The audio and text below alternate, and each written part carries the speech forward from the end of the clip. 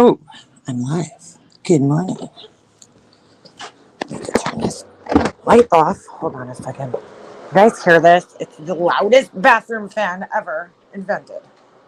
Like, why is it so loud? It drives me crazy. Drives me crazy. I'll wait a few moments, see if anybody comes in this morning. I just got back from a long weekend. Good morning. Good morning. The long weekend. Well, Thursday through Sunday, we were away this weekend, past weekend, in Philly, near Philly. Nice area. It was in a right area. Thank you. Thank you, Nana. Yes. So it was my birthday too, so it was nice to like get away and be away on my birthday. But it was a very, very busy weekend. So it's 2:55 a.m. in Sydney. Wow. Wow. So weird, right? We're like on opposite sides of the world. Right now it's 10:55 here. Oh, thank you more than enough. Thank you. Thank you so much. I appreciate that. Yeah, we had a great weekend. I was down by you, girl. I was down by you in your area. Um I'll tell you the exact area. I'll have to message you. You got to find me on Discord or something. Cuz yeah, I was down in that. I'll tell you where I was, actually right by the King of Prussia Mall, which I've been there before. So I was literally like right around the corner from there. Um, and it was, it's a good weekend. We had a great weekend. We didn't win. We didn't do so well. The hockey team didn't do so well, but I think the kids were just like, they knew the season was over, and they were just like, listen, we got to the championships. They won a tournament back in January, and I think they were just like there to like have fun. You know what I'm saying? So, but we were really busy because it was the end of our season. So we had like tons of activities, and oh my God, it was just like nonstop. We had the team dinner and all this stuff while we were down there. So it was just like one thing to the next, running around with the kids. I mean, I was exhausted. So, but that's how these things go. It's a big commitment. Thank you, Paula. Thank you. Been with you a few years, always praying you succeed. Thank you very much. I really appreciate that. I do. I do. Oh my God. Thank you, social feed. Thank you, girl. And thank you for your message. I saw it on YouTube the other day. I really, dude, for the first time in a really long time, I had like no time to look at my phone this weekend. Like, normally when we go to these things, I'm usually like the only mom um that's there. So like while the guys are doing their thing, sometimes I'll just sit by myself, and I'll just sit on my phone and whatever. I really didn't have like the time this time because I was hanging out. There was two other moms that I'm very good friends with that were there. So we were all hanging out. So like every time where like I would have been by myself, I was with the girls. We were going shopping or just like doing something, talking, bullshitting or whatever. So it was it was like I didn't really get that time for like myself. And I'm one of those people that like cherishes my quiet kind of alone time. Like I'm very social, but I also need that break to kind of pull back and just have time to myself. I like quiet time too. So, it was like nonstop this weekend, literally. I mean, we were just in constant motion doing things. So, um, I did get on YouTube and I saw your post social feed, and I do really appreciate that. And there was a few other people who reached out to me, whether it was like an email or comments. And, if I didn't answer you right away, I apologize. It's just because my phone actually on my birthday, which was Saturday, was dead like the whole entire, almost like the whole night. So it died while we were at our second game, and then I didn't get to put it on the charger till around midnight, and then I just kind of left it in the room and forgot about it. And it's like so funny. Oh, thank you, Nana. Thank you. You guys don't have to do do that. You got like, you don't realize how freaking dependent we are on our phone. But I'm one of those people that like, if I'm with other people and we're hanging out and talking, my phone's in my pocket. Like I don't sit on my phone. I don't sit there looking at my phone. Like I fucking hate when people do that. I don't know. I don't know. I just don't like it. I don't like when other people sit on their phones when you're talking to them. So I don't do it unless they're like, if we're looking up something like as a group, fine. But I would never just sit on my phone like scrolling through Instagram or something while other people are talking. Like that's just so rude to me. Thank you, Yvette. Thank you. So, oh, Susan, it's your birthday today. Happy birthday, Susan. Let me give you. Hold on a second. I gotta figure out how to do this again from here. All right. Let me try to edit this for you, girl. Because I usually do this for my uh my subscribers if it's their birthday. But happy birthday. Happy birthday. Okay, let's see. Let's see if it goes on. There we go. Yay. Happy birthday, my fellow Pisces prepper. Happy birthday. I know it's always your birthday. Always your birthday. Hey, Ben, how you doing? I always remember your birthday because it's close to my daughter's. Yeah. I didn't even every year I like make it a point because my neighbor that I grew up with across the street from me, his birthday is the same day as mine, but he's a year younger than me. So like he's my birthday brother, I call him. So like since we were kids, like I always like make it a point to like find him on social media and wish him a happy birthday because we've just done it since we were kids. We've always wished each other a happy birthday on our birthday. But I didn't even get a chance to really do that on Saturday. But I was fine. We had a great weekend. We had a great weekend. How was everybody else's weekends? I heard there was a little drama going down here on the tubes while I was gone. I missed most of it, but last night, I got home and I'm relaxing and I'm trying to kind of catch up and I'm like, listen, this is what I'm gonna say about this because I really don't want to get involved in it. I think we all know, there was some unfavorable words said by somebody that's in our community that we all care about and respect and like. And, you know, I've been, I've never said those words, and I won't say those words. I would never use that word um, to say, I would never use that word in an insulting way towards somebody. I just don't, it's just one of those words that I just don't have in my vocabulary. It's not anything that would come to my head, to say to somebody else. If I was fighting with them, hey, Romad, you know what I'm saying? It's not a word that I use. And I know that there's people that use it and think it's completely fine, it's a racial word and it's just not a word that is something that I personally just it just never would come to my mind to use that word against anybody.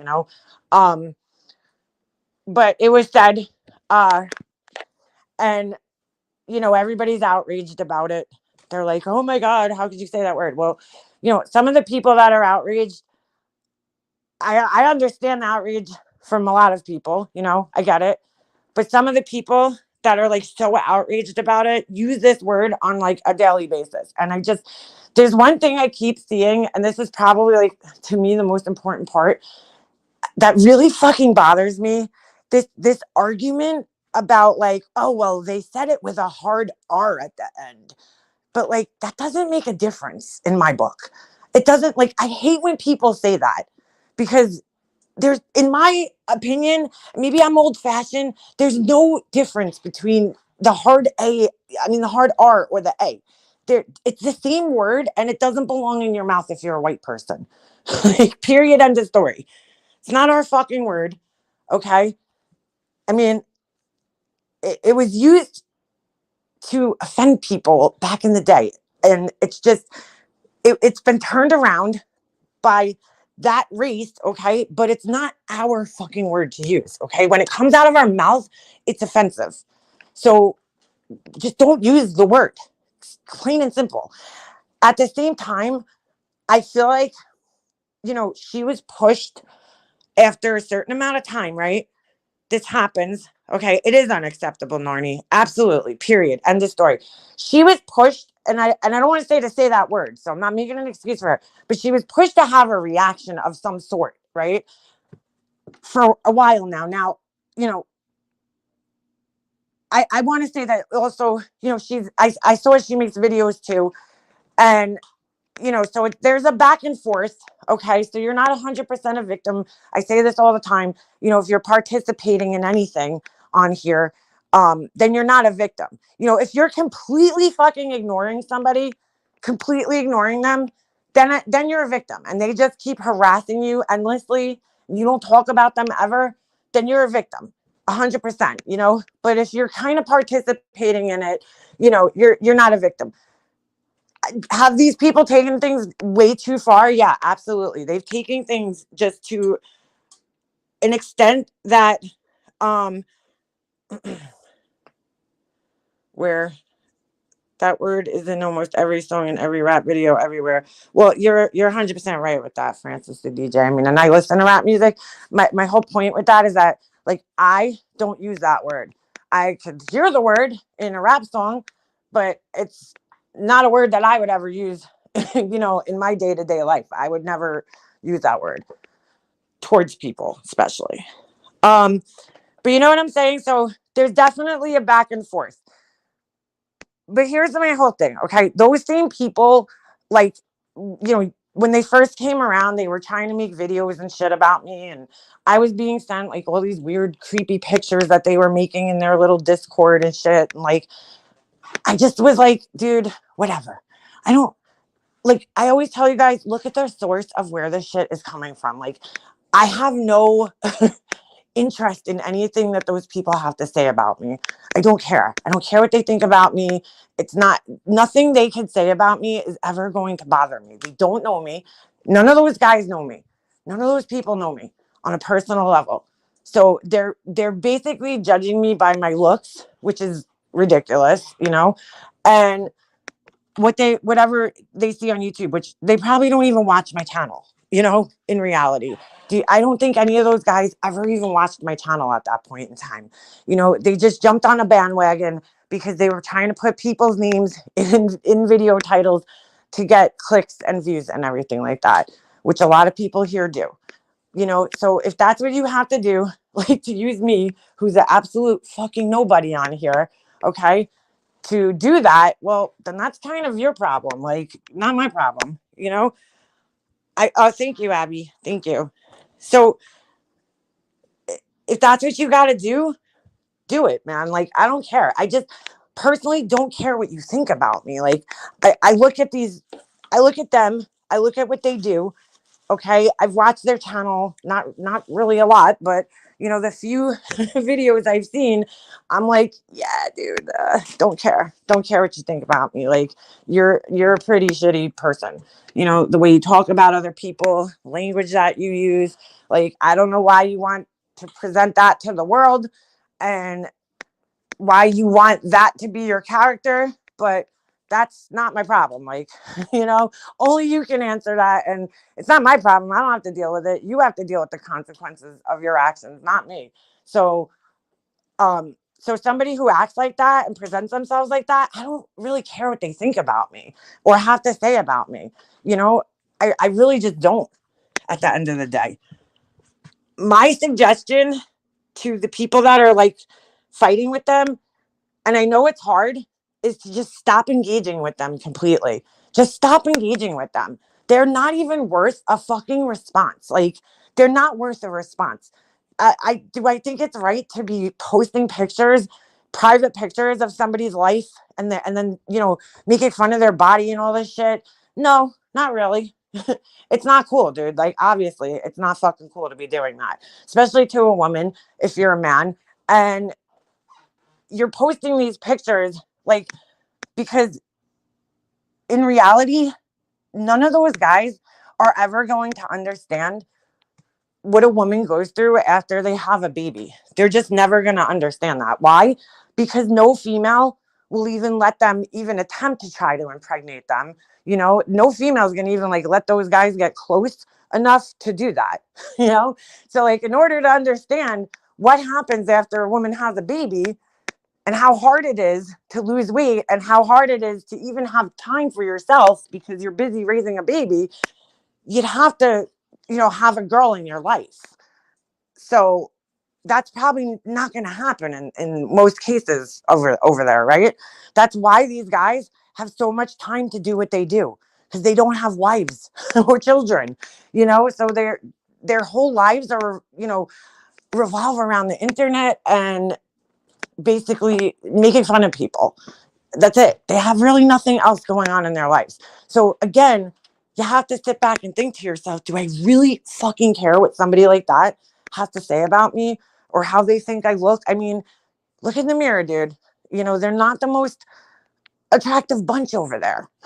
Like, they're not the most attractive bunch. It's not like the girls are beating down their doors over there to get, their numbers or some shit. So, like, for instance, Cosmic Kim, the guy has a lot of shit to say about me. Look at the motherfucker. He looks like he smells like tacos, like fucking he just looks like he smells. Do I fucking care what that guy thinks of me? No. I don't fucking care what he thinks of me. You know what I'm saying? I don't fucking care. He's stupid. He's a fucking idiot. So, just don't let these guys push you to the point where you even have to give them a reaction. They're not worth your fucking reaction even. They're not even worth a fucking reaction out of you guys, at all. They don't deserve your fucking time, your thoughts, your breaths, your words, anything. They're just not even worth it. Just ignore them. I know it's easier said than done, but like I had to do the same thing with those guys. I just fucking ignored them completely because I'm not even gonna waste my time, dude. Those guys are not even on my level. And I'm not saying I'm better than them. I'm just saying like they're not even on my fucking maturity level, dude. I'm too mature to fucking engage with like bullshit and nonsense like that. It's just stupid. It's just stupid. So I'm like, listen, if that's what you want to do with yourself and your time, go for it. I'm not gonna pay any attention to it because you're not worth me, like, my time even engaging with. I know that sounds like hypocritical because like I do engage with certain people, but like I just look at it like they're just a group of young stupid guys. Like they're children to me. It's like, so I'm not even gonna waste my time talking to children. I'm not gonna waste my time fighting with children. You know, you gotta learn how to like kind of choose your battles here. You gotta. And like I know a lot of people say, oh, ignoring people doesn't work all the time, but it does. It does with certain people. But here's the thing, though. You have to ignore them from the jump. You can't you can't engage with them, go through a bunch of shit, and then ignore them. And when you do ignore them, you have to kind of ignore them entirely. That means no comments anywhere. That means do not talk about them in public anywhere where they're going to be able to see it. I'm not saying don't discuss it with your friends because, of course, you have every right to do that. But like in public, in a place where they can see it, just ignore it. Their words about you and their opinions about you don't even fucking matter. They just don't. They're not worth it. You know? Rex is in the closet and he can't come out. Then I don't even think that it's that. I just think, dude, he's an angry guy. He's just, he's bored, man. If these guys had lives and families and girlfriends and shit like that, I guarantee you they wouldn't be spending as much time online doing what they're doing. They just wouldn't. But they don't have that. And so they just sit here and harass other fucking people online. And they're like that group like of people that like I can imagine that when a lot of them were in high school, they were like, dude, like commercialism sucks. But then they hung out at the mall all the time. Like that's the type of group of people that we're dealing with here. So like just ignore them. They're not even fucking worth it. It's not even worth it. What's up, Hood TMZ? How you doing? If people sit on panels saying the N-word without getting their teeth knocked out, listen, dude, I'm not cool with that shit. I think I've made that like abundantly clear. Please do your imitation. Fucking Cosmic Cam, bro. I got my fucking new headband, bro. I had to get a wider one because it's fucking covering up my fucking receding hairline. This one's fucking tie-dyed, bro. It's fucking trippy. Hey, crazy Gemini. Thank you. Nobody could ever trigger me to use the N word. And Stephanie, I agree with that. Like nobody's gonna like take me out of my character in that way. I've said shit here that I probably normally wouldn't say because people have pushed me. You know, I have said things like that. I have done. Here's the other thing. I fucking hate stop holding other people responsible for what that person says. The only person that's responsible for what they did is the person who did it. Nobody else is responsible for it. I'm sure everybody, listen, people don't realize this. Like, I went through this when I was friends with Laura and when I was friends with Tiffany. Like, they used to say shit and they didn't realize that when they were saying those things, it's going to come back on me, you know, because that's just how it works around here. You know, people say stupid shit and then they're like, well, what does Make a Mobster think of this? Because you're saying something stupid. Now it's going to come back on me and affect me. I'm not even the person who said it, but people are going to hold me responsible for it.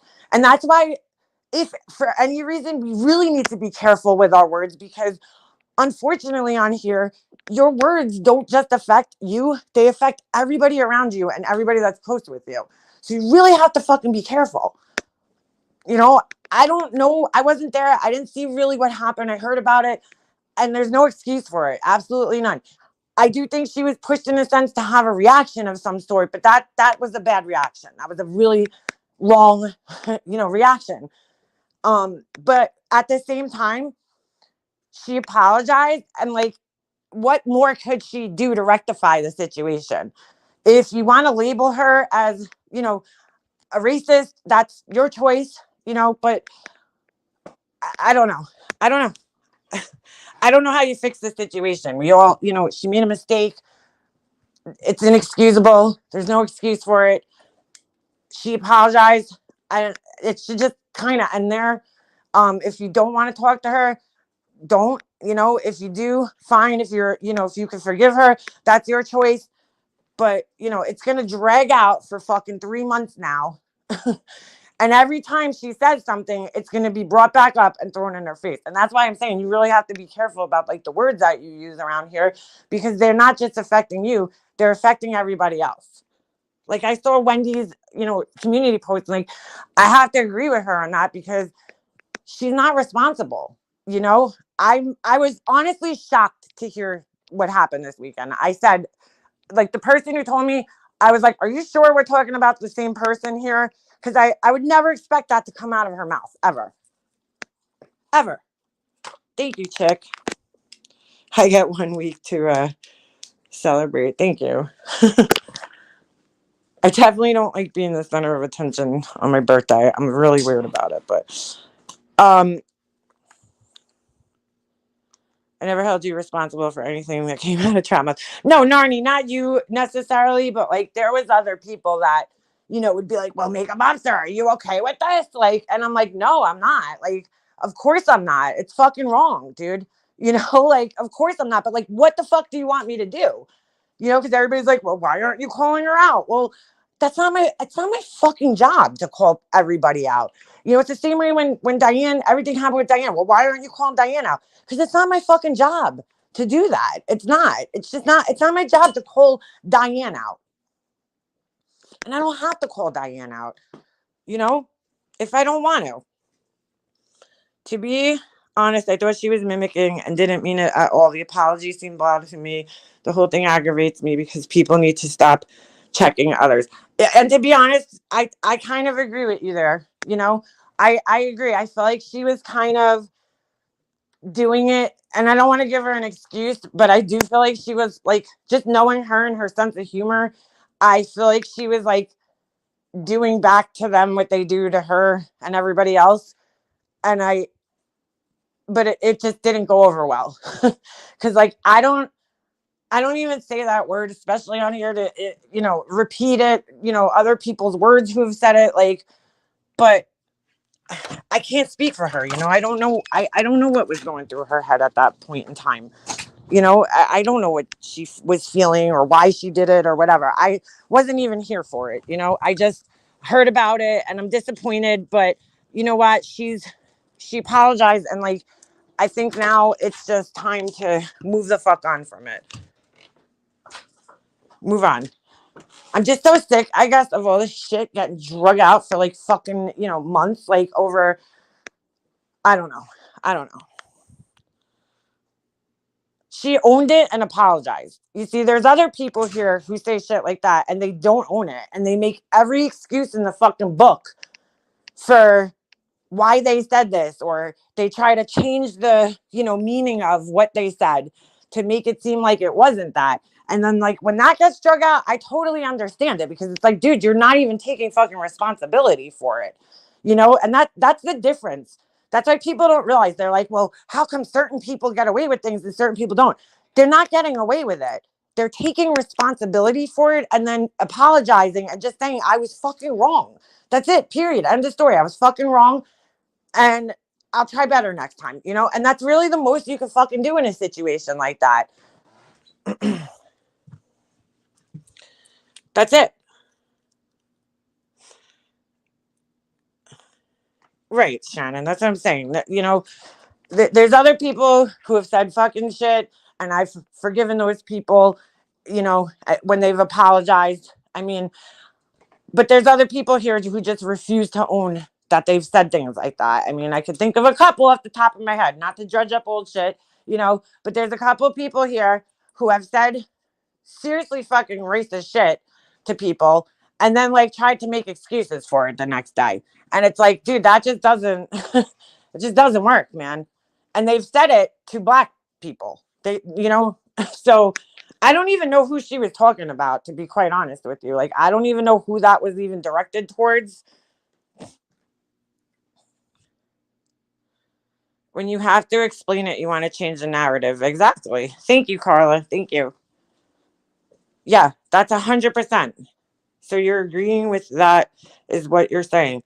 Uh Dude, are you like deaf or like having, some like listening comprehension issues today or something? No, that's not what I'm saying at all, dude.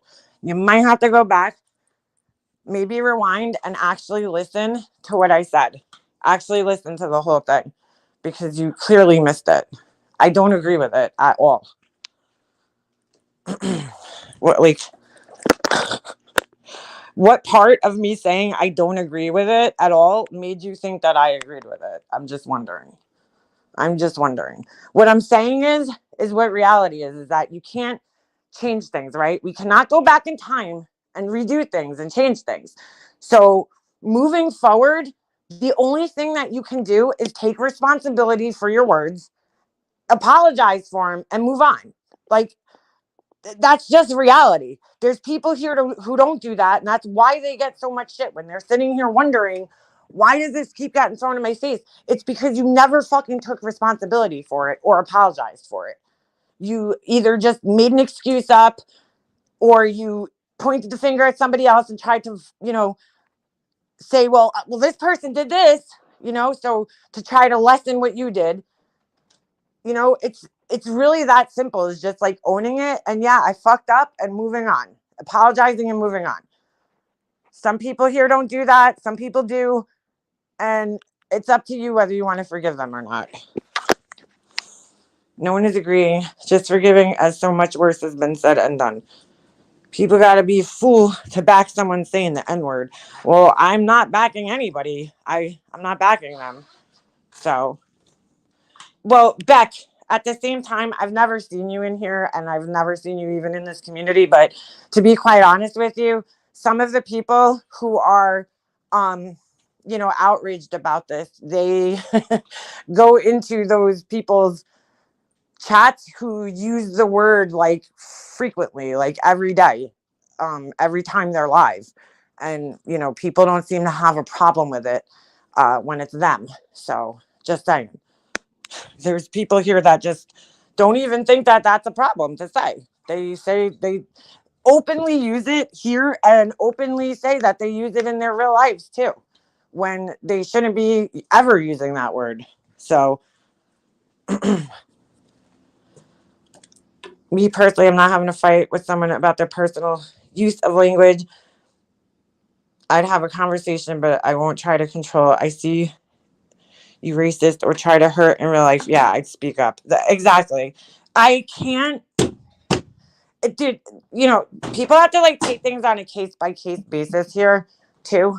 Um, you know, like when Steph said white power, like, dude, I'm not cool with that shit, but at the same time, I wasn't there when she said it. Like, I don't know the context that it was used in. And I mean, I personally don't agree with saying that either. I would never say that. But I'm not going to fucking chastise somebody for saying that.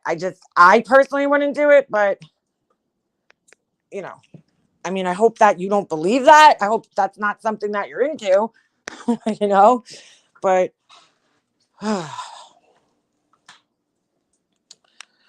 I don't know. I don't know. Hold on, Amanda. Did I miss like a half of your comment? Hold on a second. Or showed any change either. Well, that's the other thing, Amanda. Like, right, you're right. People haven't shown, change. Like, if you apologize and own your words and then move on and then change and don't do that anymore, well, then, it makes it a little easy for people to forgive you when you don't have a history of using that type of language. And then you don't continue to use it in the future. Like, there's people here that I just can't believe the way that word flows out of people's mouths. And I've seen it not just on here, I've seen it on Facebook and other social media platforms where, like, I think I've spoken about this before. The younger generation, like just below us, right? They think because they hear the word in songs, right? They think that it's like okay for them to use, like it means my friend, my buddy. And it does, it is used in that context by Black people, not by white people though, dude. That's not how it's used by us. When it comes from us, it's just different. And white people don't understand that. I don't know. I come from the generation where you just don't fucking use that word because we know that what the real meaning is behind the word. The original meaning, why it was made up, and why it's so offensive. So it's not my word. I have a pretty colorful vocabulary when it comes to talking shit to people. So I could think of a million other words besides that one, like that, what I'm saying, to use. I mean, I just can. And if anybody here ever needs help coming up with those words, I'd be more than happy to help you. Just saying. Think it's important to call out hate speech when we see it. And I agree with that too. Which is why, I'm saying I don't like it, dude. I don't like that word. I don't like it being used.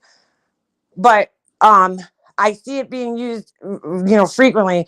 Listen, I haven't watched these people in ages, okay? I don't watch their videos. But like and I never really did, to be quite honest with you. Like the maybe 2 times I've watched them or seen them on panels, I couldn't believe how easily that word was flying out of their mouths, like, and how they think it's totally okay. And then, they're going to turn around and be like horrified by the use of it.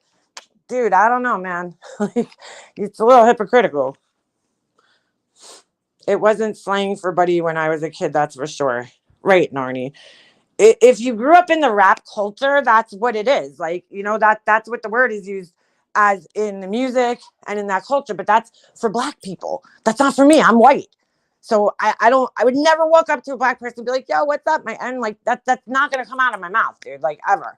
Because I would expect that if I ever did that to be punched in the face, like to have my teeth knocked out, which might be good for me because then I could get new teeth. But I'm just saying, like, I mean, fucking, that would make a lot of people happy too, apparently, if I got new teeth. But I'm just saying, like, I personally, like, would never just fucking walk up to somebody and use that word. But I have seen people do that. And I'm like, wow, you're lucky that you haven't gotten your fucking ass beat at this point in your life. I mean, one of those guys in that community over there has said that they, use it in their real lives to their friends. And I'm like, well, dude, you're pretty lucky. Like, you haven't, not just their friends, but the people like on the streets. And, you're pretty lucky that you haven't gotten your fucking ass beat. I don't know what kind of fucking neighborhood you're living in, but up here, like, that type of shit does not fly. Does not fly. It's unacceptable. I'm joking about the hard art with Dig It Laura. Ha ha ha. Oh, well, yeah, that whole thing, she used the hard R and justified it by saying it was to another white person. Yeah, it doesn't matter. It doesn't matter who it's directed at. Just fucking don't say that word. That's all I'm saying. There's a million other words that we could use in place of that.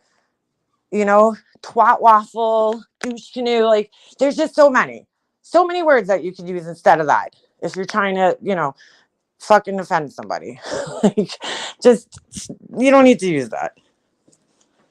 You don't need to use that. Yeah, he probably is a liar, Shannon, because seriously, being 5 foot two like he is, I highly doubt he's got balls like that to walk up and, say things like that. Wanker. There you go. I never hear it here. Like here where I live, a lot of people, the younger people, not my age, because we know better, but I've seen younger people like chatting with each other on Facebook, white kids using that word. Like, and I'm like, no, no, no, no, no, no, no. Like, I cringe when I fucking see it because I'm like, dude, no, just no, no. And it don't matter how you write it. It's just don't use the fucking word. It's that simple. Just don't use it. Or logic is like eating. I don't forgive a low key racist. Stop that unnecessary simping. A low key racist. What's the difference between a low key racist and a high key racist? They're all fucking racist. What are you talking about, dude? Oh shit. What just happened? Sorry. I never heard cracker half the time. That's a word that can't even be compared. Not the same.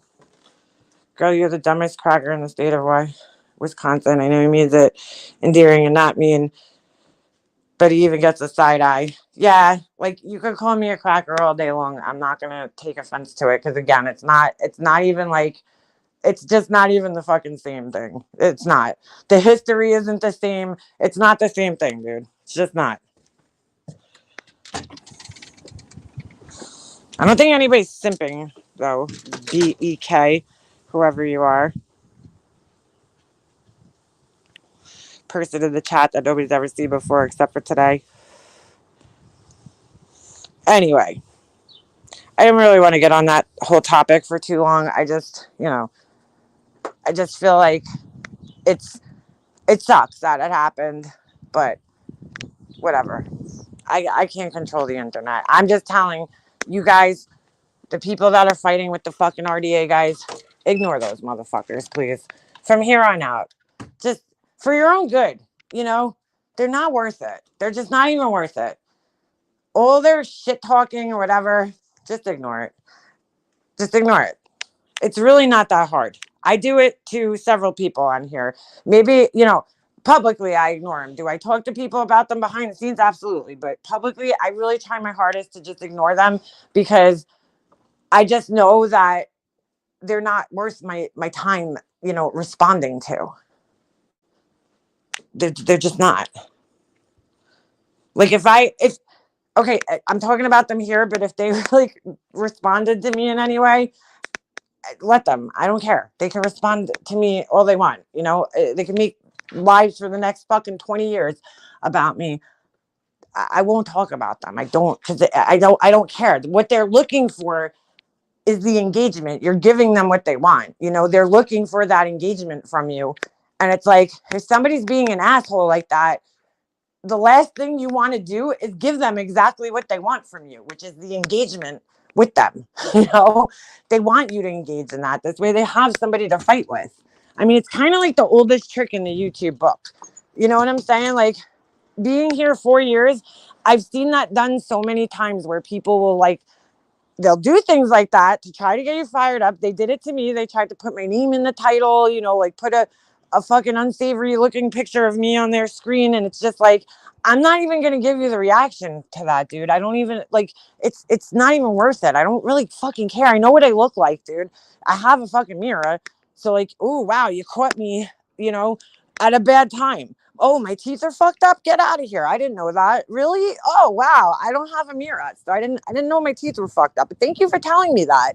Thank you. It's not something that I'm already self-conscious about, but thank you. Thank you for pointing it out, And like, and the other thing is like, nobody else here has fucking eyes. I'm sure anybody here that's seen me knows that.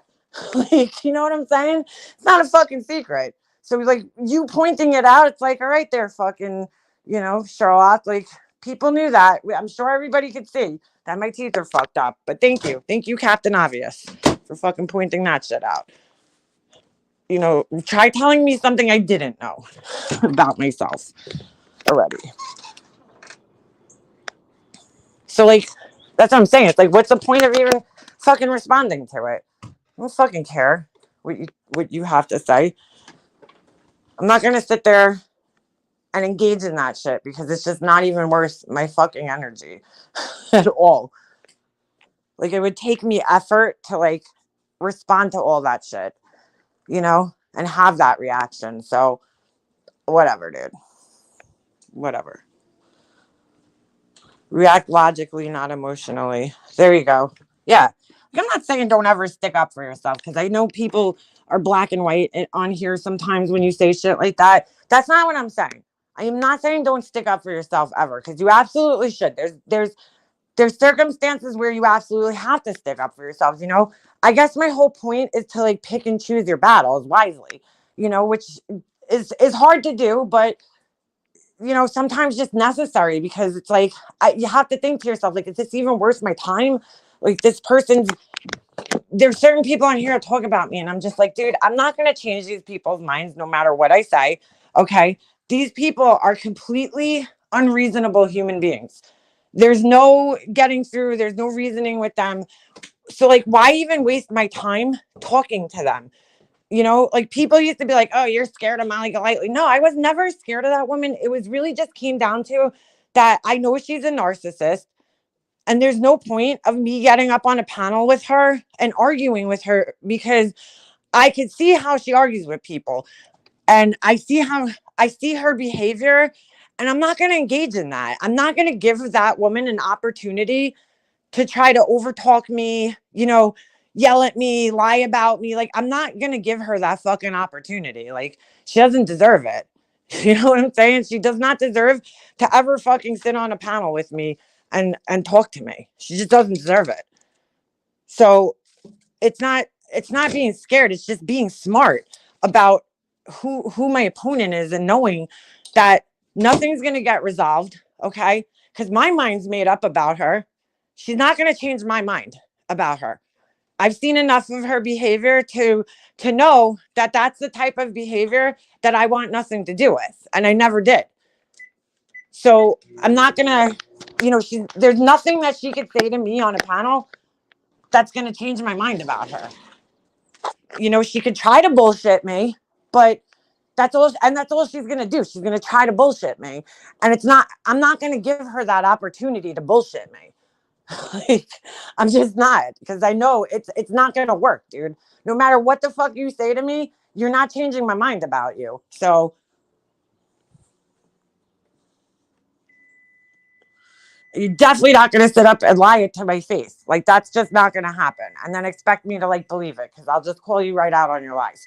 So going into it, I could kind of forecast what's going to happen, and I'm like, it's not worth my time. It's just not worth my fucking time. And people might take that as, oh, you're scared. No, I'm not. If that's how you think, if that's what you want to think, fine. That I really don't fucking care if you think I'm scared. I don't fucking care. So I just know I'm going to do what's best for me at the end of the day. And what's best for me is not being bullshitted by a narcissist. At the end of that's best for everybody, to be quite honest with you. Like, I watched other people go on panels with her and I'm like, why? Why are you even fucking wasting your time? You're not going to get through to this person.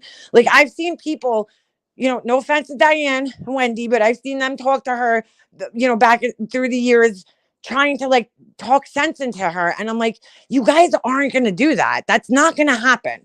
That's not going to happen. She might temporarily pretend, because we've seen this happen. We've seen like the track record of this happening, right?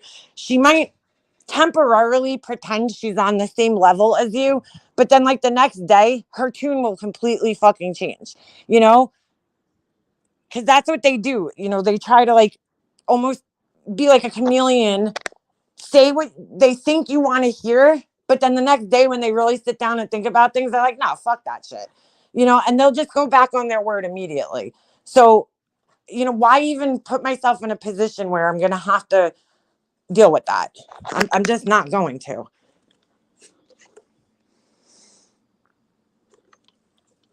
Sorry, I'm trying to read your comments on you. Full-blown attacks will wear you out before they ever affect a narcissistic person.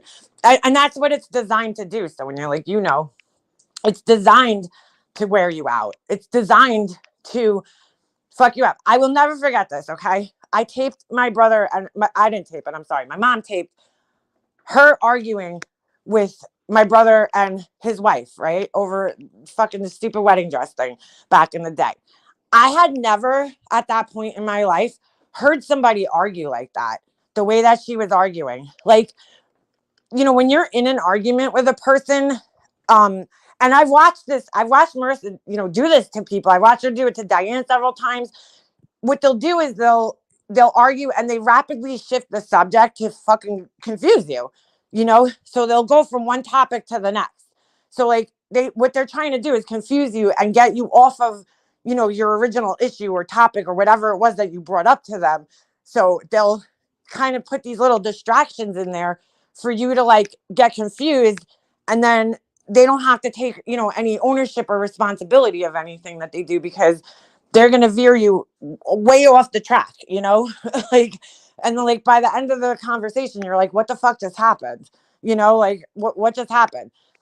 And so like, I'd never seen somebody do that before. So I started reading about how they argue with people. And it's like, that's exactly what they do, and once you understand why it's being done, you could still try to argue with them and try to keep them on topic. But it's still not really worth your time. You know what I'm saying? Like, if you're aware of it, you could try to keep them on topic, but at the end of the day, you're never going to win the argument with these types of people. You're never going to. And like, as long as you know that, you're going to save yourself a lot of fucking emotional, whatever, abuse and everything. You're going to save yourself from having to go through all this emotional shit and wear and tear, because you're not even engaging in it. I mean, that's the best thing you could do, is just not engage with it.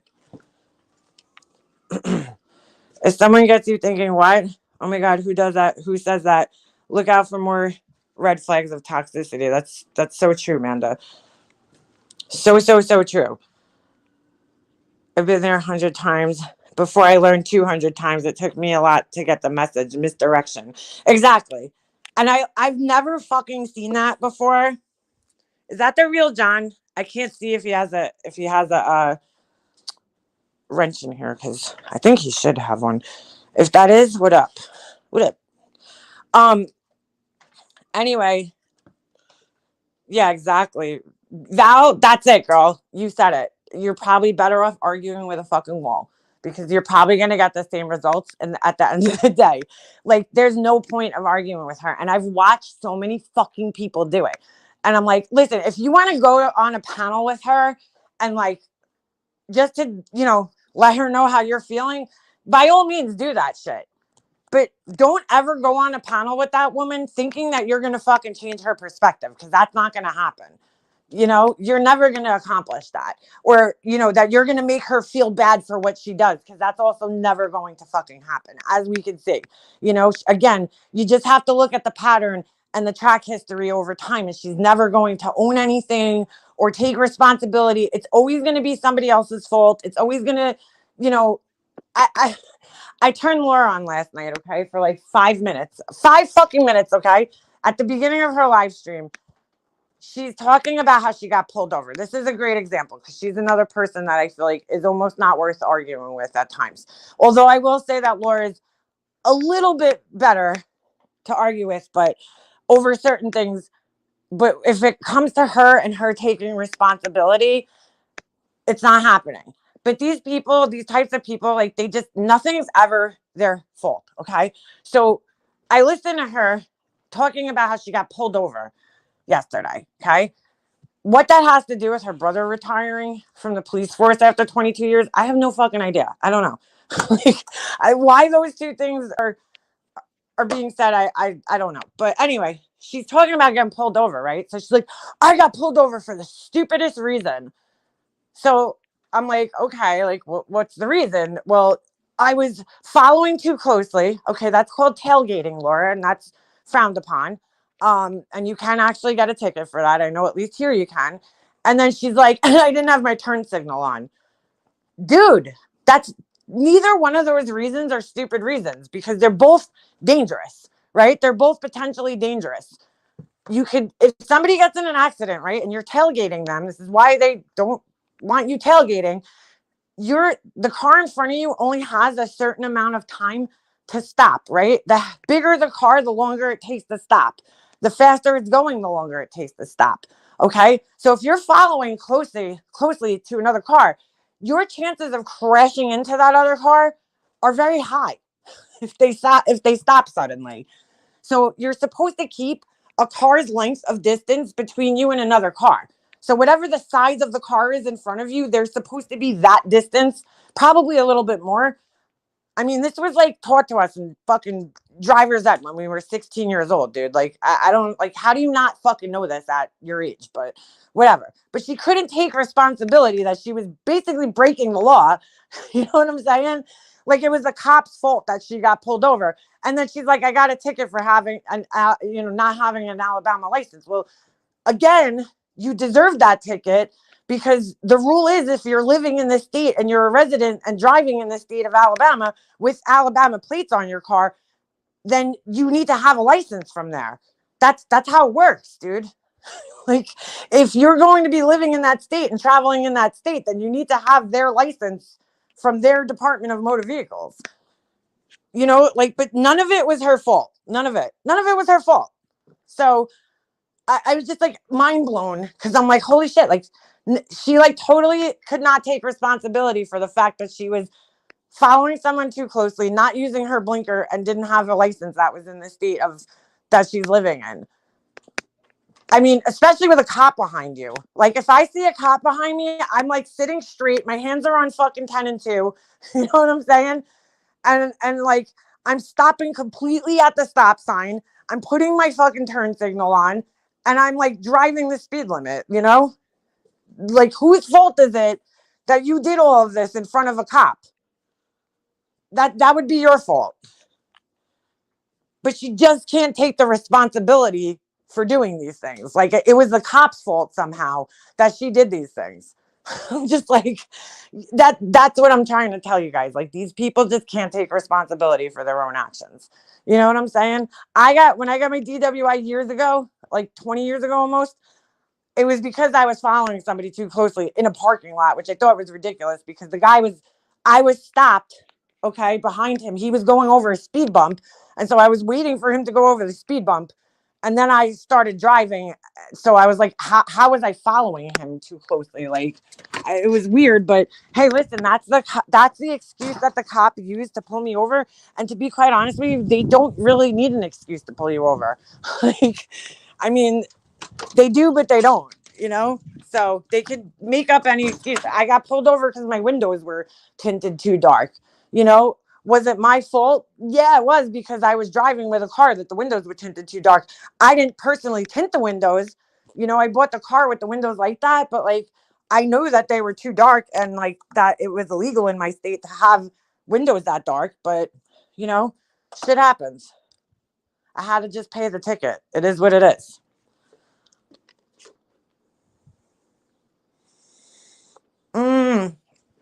See, because she ended up there. Yeah, if Laura would stay off the phone driving, she wouldn't get pulled over. And that too. Laura the other day killed me. She said, I will tell you about a narc. Our narc will tell you the truth eventually, but they'll have to twist it. Yeah, I love when she tries to give lessons about herself. I didn't hear that, but I'm sure it was funny. No, she's had no license, Sarah, none, zero. So yeah, how'd she end up there? She ended up there, I believe, because she was like, she said this on live several times. So I'm not exposing anything personal. I don't want to get, accused of that. She ended up there because I believe she searched, like literally just Google search, like where's the cheapest place for single mothers to live, and that was it. So she went there. That's, I mean, at least that's what she says. That's how she ended up there. It was a place that she could survive as a single mother. I wondered too, but that's what she told me, and I've heard her say it on live that that's why she's there, and like that's cool. But get the fucking license, bro, if you're gonna be living there, like just so that when you get pulled over. I mean, to be quite honest with you, we've all seen her driving, and it's quite scary. It's shocking that she doesn't get pulled over more often, but yeah. I mean, it really is. I'm shocked that she doesn't get pulled over on like a daily basis because I've watched her, especially when she has the camera turned towards the Tell me I fucking ran out of cigarettes. When she has the camera turned towards the road. Oh my god. It's terrifying. She does follow up people's asses very closely. That's one thing I have noticed when she does that. I'm like, oh my god, girl, you're so close. I'm so paranoid. Like I stay so far away from the car in front of me because I'm so scared of fucking them slamming on their fucking brakes and me crashing into them. So I make sure I usually keep like a safe distance. Like you have to factor in your reaction time into this too, like you might not have the fastest reaction time. So you need to give yourself time. You can't follow vehicles that closely. It should be like, why is my ticket any of your guys' fucking business? Well, you talked about it on a fucking live, dude. So, which is funny because she's always talking about where she lives is the higher class of Alabama. Listen, I don't know shit about Alabama, like besides that it's in the South. Yeah. She better be glad she wasn't live streaming when she was pulled over. I wish she kind of was. You mean to tell me all those road trips driving around live streaming, she has no valid license? How does she rent cars? I wonder. Good question. I don't know if it's that she doesn't have a valid license. Like she might have a valid license for her wherever the fuck, maybe she lived before Florida or something. But she said that she didn't have an Alabama license, which is weird. Do they really give tickets for that? Because like not everybody's gonna have an Alabama license, right? At first when they move there. I don't know. I don't understand it really, to be quite honest with you. Because how would you register a car there if you don't have a license there? Wouldn't you need to have a license there to have your car registered there and have plates on the car from that state? Like, I don't know. I don't know how all that works because I've never moved to another state. I mean, I do know my best friend when she moved like to Pennsylvania, she needed to get a Pennsylvania license because, you know, she had a New York license. Her license is valid, but she's still registered to another state. Yeah. So I guess, you could rent a car with it, but I mean, just get the license. She probably just doesn't want to pay for it, knowing her. She's just like, fuck that. I'm not fucking paying whatever it is, $100 to, get an Alabama license. I've been in trouble for that before. To be quite honest, I'm sure a lot of people are, so I'm not gonna like knock her for not having it. I just thought it was funny that like none of what happened was her fault. Like, it was like, oh, I didn't use my turn signal. Okay.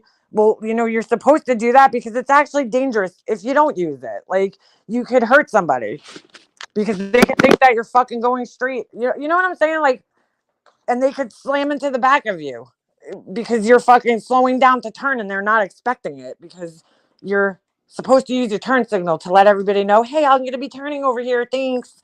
Like, it's really for the drivers behind you to the turn signal. So when you don't use it and then you're following somebody too closely on top of that, it's a recipe for disaster. How does she renew her license in that old state? So many questions. Good question. Maybe when she went there, when she drove like 8 hours, that time. That's probably when she did it. I'm thinking if she did it, or maybe you could do it online or by mail. Because if she's using somebody's address, you might be able. I know some states allow you to like renew your license online, so she could have been doing that. All right, you guys are gonna have to take a ride to the 7-Eleven with me because I need to get a pack of cigarettes.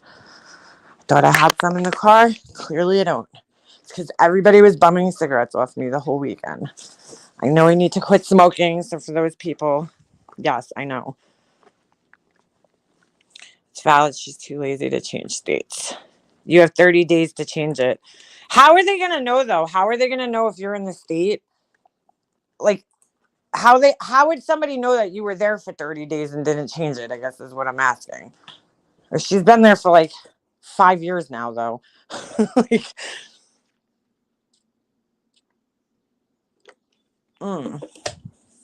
it seems like a lot of trouble just to keep a license in a state you don't live in. Just go to the DMV.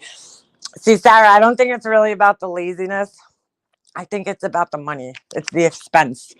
She doesn't strike me as somebody who likes to spend money on things like that. You know what I'm saying? Like, if she could find a way to not have to spend that money, she's gonna do everything in her power to like not have to spend that money. You know what I'm saying?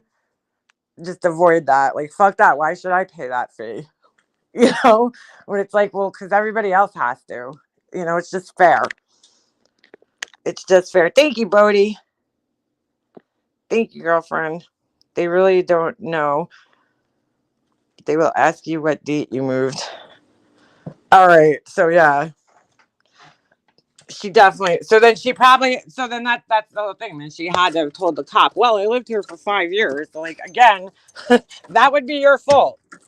Because she could have lied and said, "Oh, I just moved here last week." But no, she probably had to tell the cop. She probably had no choice but to tell the cop, "Well, I've been here for 5 years." So that's why she had to pay a $20 ticket. Now it makes a little bit more sense to me.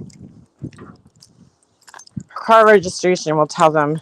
But Pugs, that's the whole thing. Can you register a car in the state without a valid state license? That's like so weird.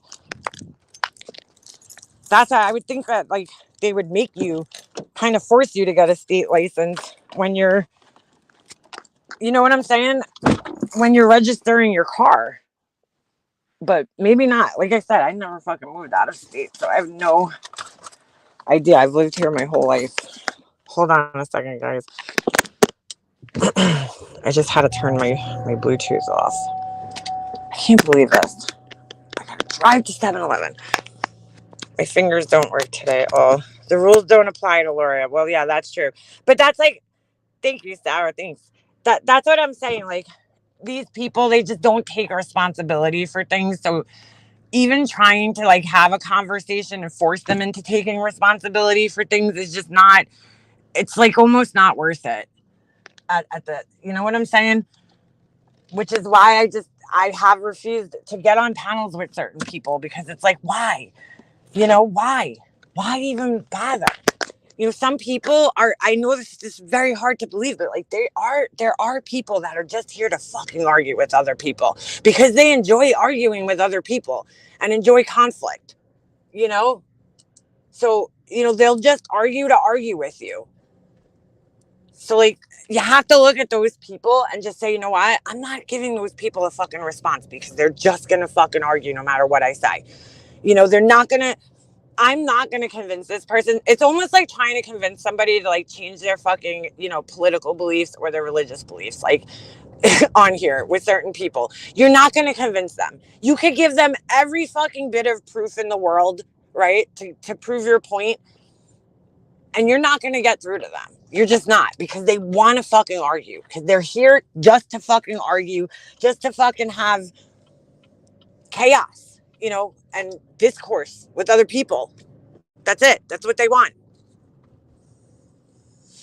Same with state ID. After you move to another state, you need to get it updated to that state within a certain time. I hope my thing didn't bug out here because I'm not home. I'm an end type of person. If there's no end goal that's beneficial, I don't give a fuck to try. That's That's the best way to explain it right there. If there's no fucking, right, if there's no end goal that's beneficial to you, then there's no reason to even try. 100%. 100%. You just can't change certain people, unfortunately. It's like, and you're just not going to get them to see your point of view, no matter what you are. Like, there's a lot of people here that their minds are just made up about you, and you could fucking save, puppies from a burning building, and it's just never going to make you a good person in their eyes, ever. And it's sad, but it's the truth, and you just kind of have to accept that at a certain point in time. Like, this person thinks I'm a fucking asshole, and that's great. And I am an asshole sometimes, but I mean, whatever. I'm not here to like change their mind. It's like really none of my business what they think of me. It's just not. All cop had to do is look at the car's tag sticker. Okay. Yeah. She just took no responsibility in the situation. She's like, oh, I didn't use my turn signal. Okay. I was like, right after that, I turned her live off. I was just like, dude, why do I even bother listening to this? Like, I need to take my own advice sometimes. Why even fucking bother? Just why? Why even bother? I guess I need to laugh sometimes, I just need to laugh. I'm like, oh God, I told you guys this a long time ago. Like, I'm fascinated by fucking assholes. I am, and I own that, I am fascinated by fucked up assholes. Cause I just like, I can't believe that those people exist in the world. Like, for instance, okay, last night, I went into the live. Ew, what the fuck just came out of my mouth? Excuse me here. Jesus, that was gross. Oh my God, allergy season's fun. It's fun. Last night, I went back right into the live later on. I get to like the very end. She was at the very end. She shows a picture of her newly renovated bedroom, which I have to say, I find it really funny that, Alicia posted a video of her bedroom, what was it, last week or the week before, after she was talking a bunch of shit about how her bedroom was not real or some shit like that. I don't know if it was her or if it was Tracy who was accusing Alicia of her bedroom not being like legit.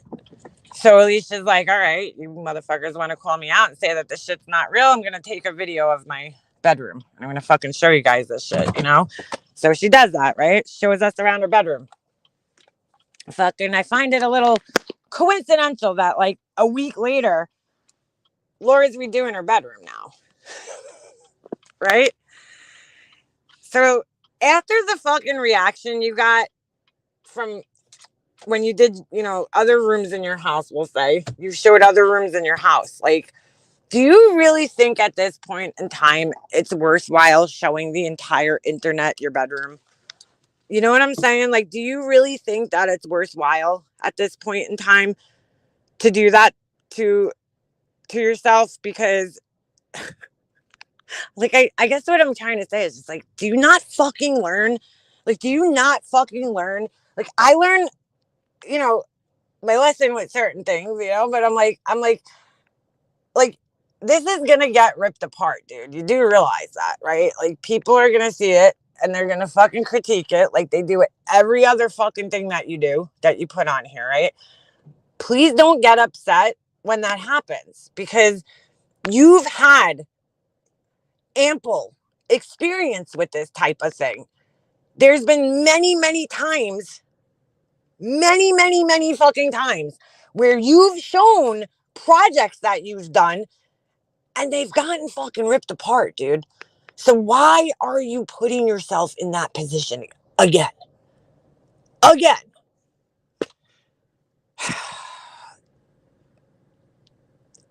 I'm shocked. I'm shocked. And I'm really into home decorating, okay? I am.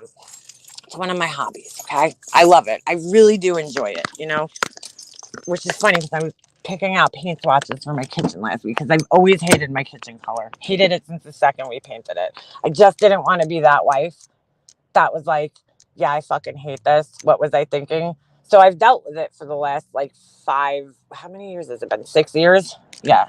No, probably more than that now. Holy shit, man. Time goes fast. Right? I've just dealt with it because I'm like, I'm not doing that to my husband. I'm not going to, make him pay for all this paint the walls, and then be like, yeah, I don't like it. So I've dealt with it, but it's been long enough now where I feel like it's time to change it. The walls are marked up. Like it's just, it needs a refresh anyway. So I'm going to try doing that. Right.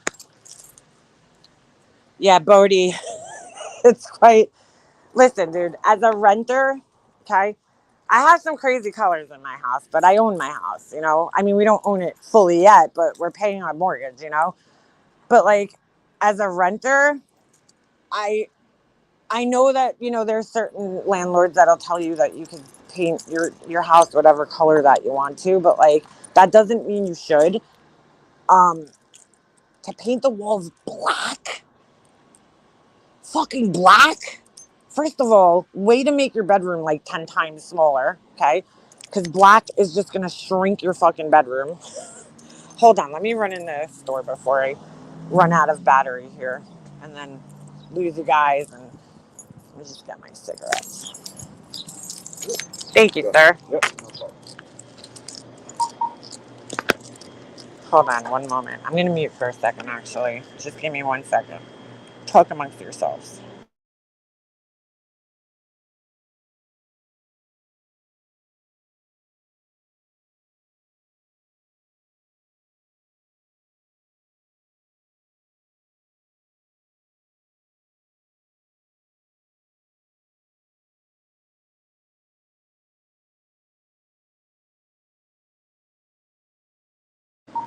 Hold on a moment. Yes, high gloss, DK. High gloss, which is like the worst thing you could do with black paint. The absolute fucking worst thing, because it shows every imperfection. Hold on.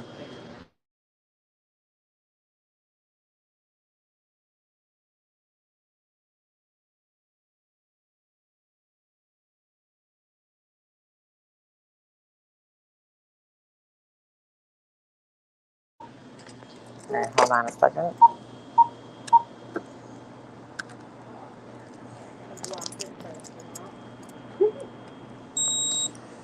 It's a new way of the world, right?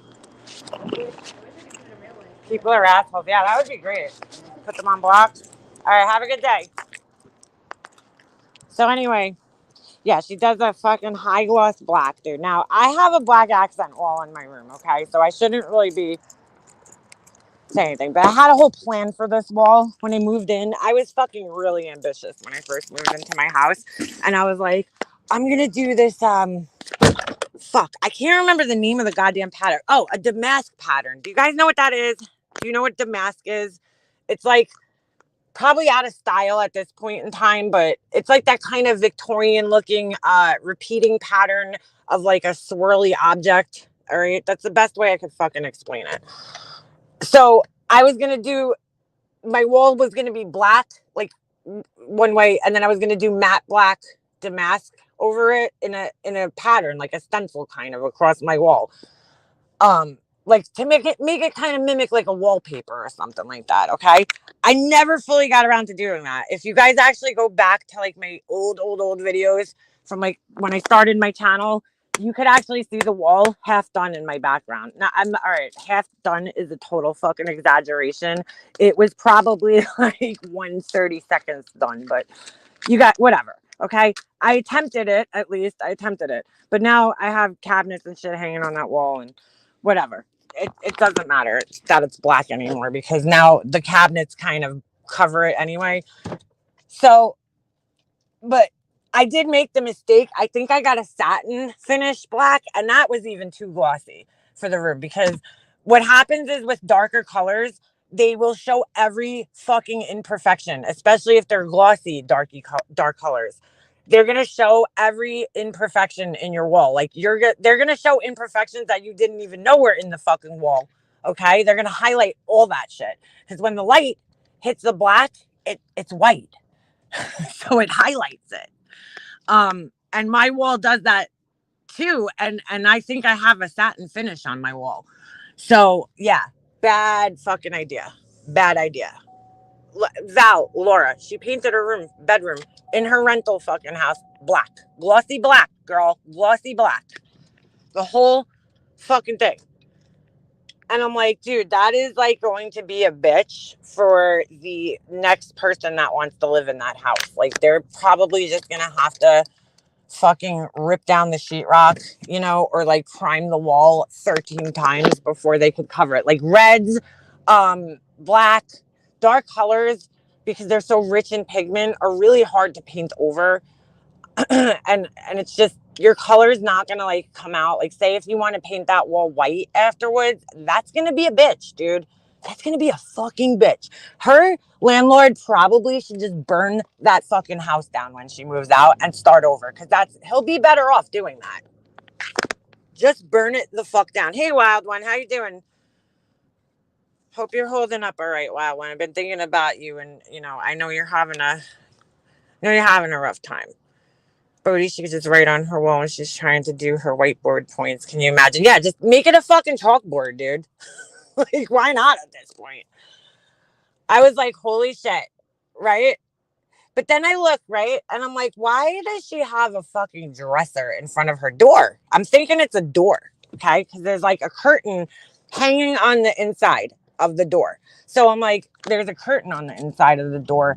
Why would you put your dresser that close to the fucking door? Like, that just doesn't make sense. Then I realized, oh no, that's not a door. That's a window. That's a window. I've never seen somebody put curtains on the inside of the window, like where you would put your vertical blinds, or no, not even vertical blinds, cellular blinds. Okay. Like the ones that go, the horizontal ones that go up and down. That's the only time I've ever seen like blinds be put inside the window frame, like inside the molding and shit. I've never seen curtains. This is interesting to me, because I'm learning new things. I'm like, oh yeah, you could put curtains on the inside of the window frame. What kind of fucking voodoo did you do to make that happen? Like, where did you get a curtain rod that was small enough, first of all, to fit in there? Did you have to cut like a regular one? Because last time I checked, the curtains were supposed to cover the fucking window, but what do I know? What the fuck do I know? Okay. Oh my God, it's so bad. I will give her props. She did paint her dresser, and it's definitely a step up from her other painted furniture. Okay. I will give her props on that one. But, dude, get a measuring tape. I suggest to you. You need to measure your furniture before you like arrange it in your room so that you know where it fits. But I'm like, there's so much wrong with it. Like, I don't even know where to start. And listen, your house should be what makes you happy. You know what I'm saying? At the end of the day, it should be what makes you happy. But just don't expect to be showing that shit on the internet and people not going, what the fuck? Why does your bedroom look like the cover of a Red Hot Chili Peppers album? Like, what's going on here? Thank you, Katja. Thank you. Oh, Top Cop. Hey, how you doing?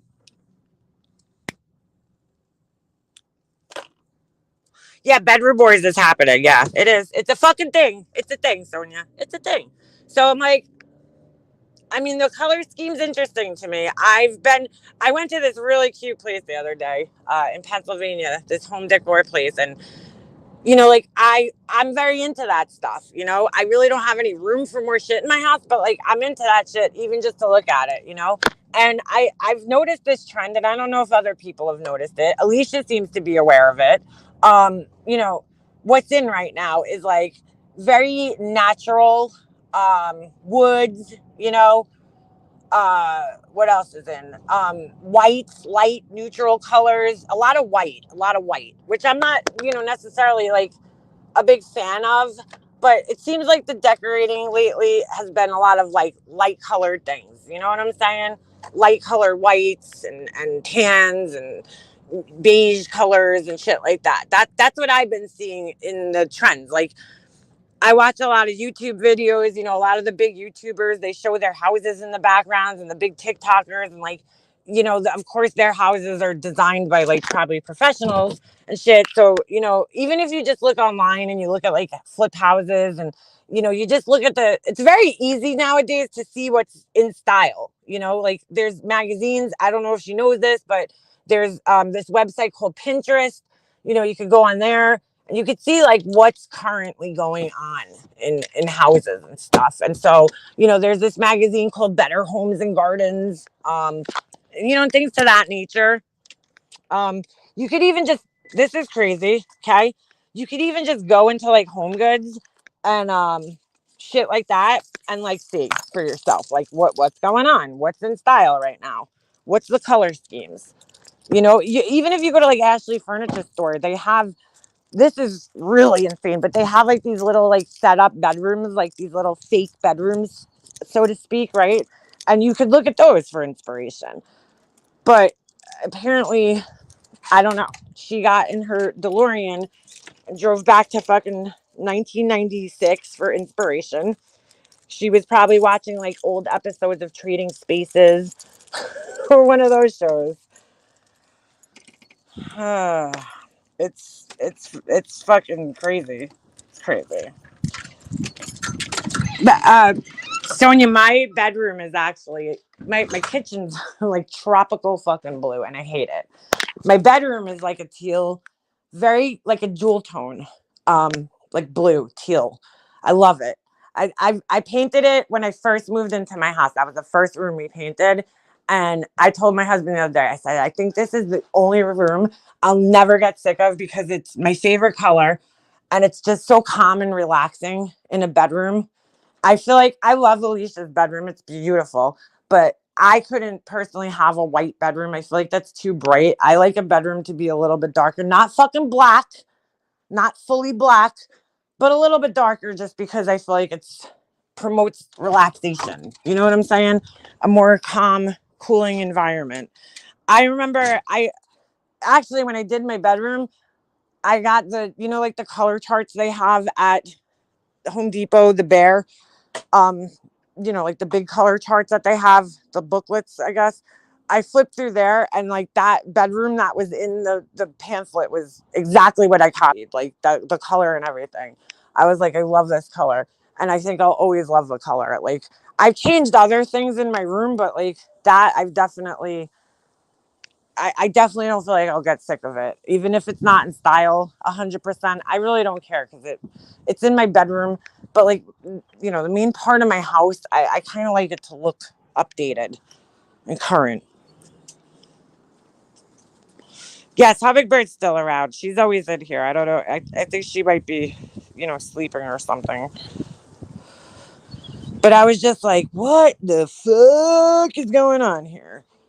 And I just like, she put a curtain over her bed too, like on the wall. So I'm like, wait a second. Trying to figure this fucking out because I'm like, so you put a curtain inside the window, right? But then you also put a curtain behind your bed.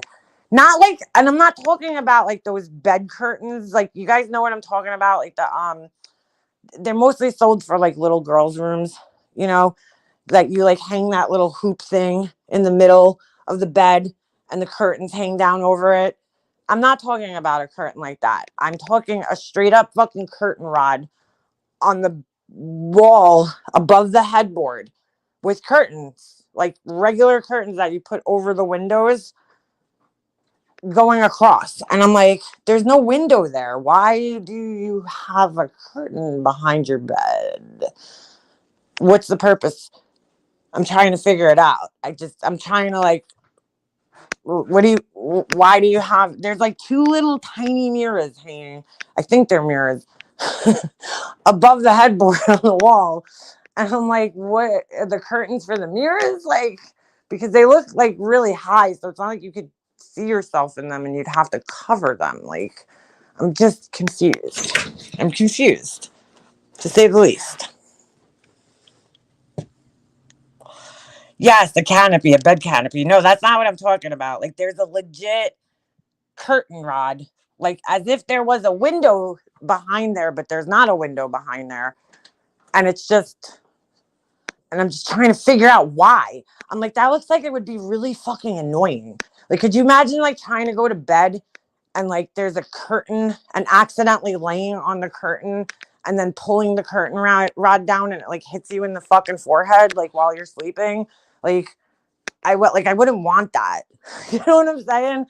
I just wouldn't want that. I just wouldn't want anything hanging over my bed like that. But whatever, dude. Listen. What the fuck do I know again? You know, what do I know? I know nothing. Like my house, my style might not be for everybody else, and that's fine. You know, it might not be, but like, I don't know. I'm just confused. I'm really fucking confused about it. The whole thing. Anyone else find it strange that she keeps talking about her dog and it getting some? Yeah, I heard about that, Mercedes girl. Yeah, it's a little strange. It is. I'm not, I never worried about my dog getting laid. I worried about myself. like especially when I was single, the last thing I'd be worrying about is my dog getting laid. I'd be like, yeah, okay, the dog doesn't need to get laid. Like, I'm single. But she apparently that's more important. That's more important. And it's funny because she won't drive 4 hours for the dog to get laid, which she might potentially make money off of. But she'll drive 8 hours for herself. Just saying. Just saying. And then she like seriously went out and got the dog a haircut for this. Like, she went out and got the dog a haircut, like as if the fucking female dog is gonna give a shit that he got a haircut. Oh my god. Why, God? She's such a, what she say? LOL cow. LOL cow. Oh. See what I'm saying? Like, I need that laugh every once in a while because I just like, I'm just like, why? Why? Maybe secretly inside, it makes me feel better about my own self. I'm like, all right, Leonie, you're not that fucking messy. Like, you know what I'm saying? Like, you're not that messy. This person's definitely way more messy than you. Mm. Starlight, that's what I don't know. Listen, yes, all right. I don't know the answer to that, Starlight, but I'm gonna say yes because why else would she be doing it? Like, why else would you? I hope it's for that reason because you know you're very concerned about your dog getting some pussy. Like, I'm sorry, but you are. Like, you're very concerned about it otherwise. So I hope it's for money. So I'm gonna say yes for her sake. She won't get anything when those puppies come out. Is her dog even purebred though? Is she? Is he? Your numbers suck. Does your husband know you're back to hate streaming all day? Barbara. First of all, that's not how you spell Barbara. So, but nice try. That's like not even close to how you spell Barbara. Don't block them if there is even any wrenches in here. I don't even know if anybody has a wrench in here. Um, but yeah, bra. No, try again. That's not how you spell Barbara. And yes, my husband uh is aware of what I do. We live together, and you're fucking really obsessed with him. And like, even if he wasn't aware, but why wouldn't he be aware? Like, how do I hide myself on the internet? Tell me how that happens from somebody like on a public internet. How would I hide that from him? Like, these people are fucking special. They're special. I hate streaming all day. I haven't been live since, when was I live last time? Wednesday last week, I think. Because I have a fucking life. But I wouldn't even call this a hate stream. I would call this a fucking, we're just talking stream. We're talking about other things that happen. Maybe gossiping is probably a better term. And critiquing. I'm not hating anybody. I don't hate anybody here. I laugh at them. I critique them, but I'm definitely not hating on them. I'm just confused. That's all. I'm just confused. So, Barbara, I hope I gave you your answer. Part of the gene. Wow, your numbers suck. Wow, your numbers suck. Well, I'm not looking to come here and be the next big YouTuber at 41, okay? So I'm glad they suck because I can control my chat.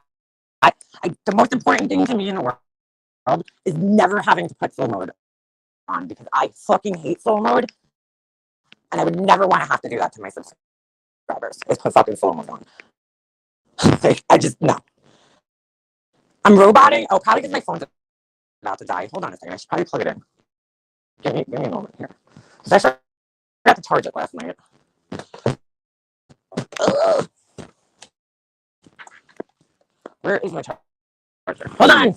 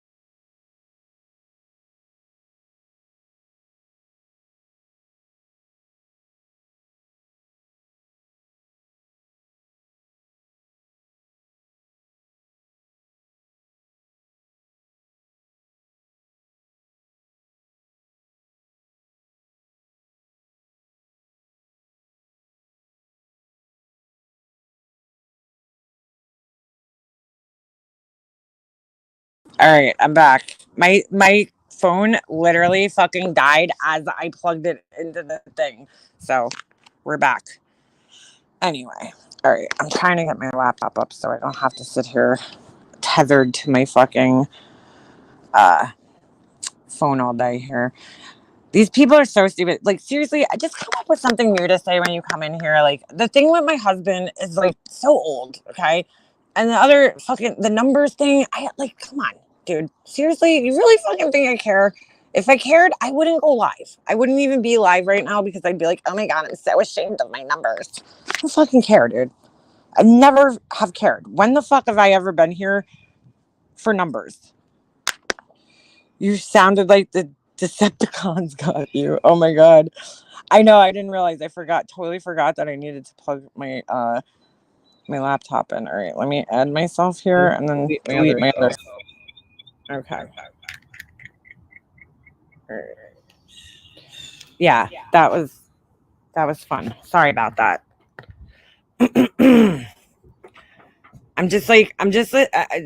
It's old, man. You guys got to come up with better fucking like things to say to me. Oh, Ems, how is everybody? By the way, how's your husband doing? I'm so sorry I didn't even get back into in touch with you the other day because I didn't even look at my phone the whole fucking weekend. Really. You're not numbers driven at all. No, I never have been. I really never cared about the numbers in here. Like, it's whatever. It is what it is. I'm not here, my like somebody like Laura's here to try to make it as a YouTuber, dude. Like, she's here to try. I mean, she's here to try. Doesn't mean it's gonna happen, but like these, her, Marissa, like they're striving for that YouTube fame. They want to be famous. You know what I'm saying? When I started my channel, did I want to have a big channel? Yeah, but I was also 35 when I started it. Like, or probably even younger than that. Like now at 41, my goals in life have kind of shifted a little bit.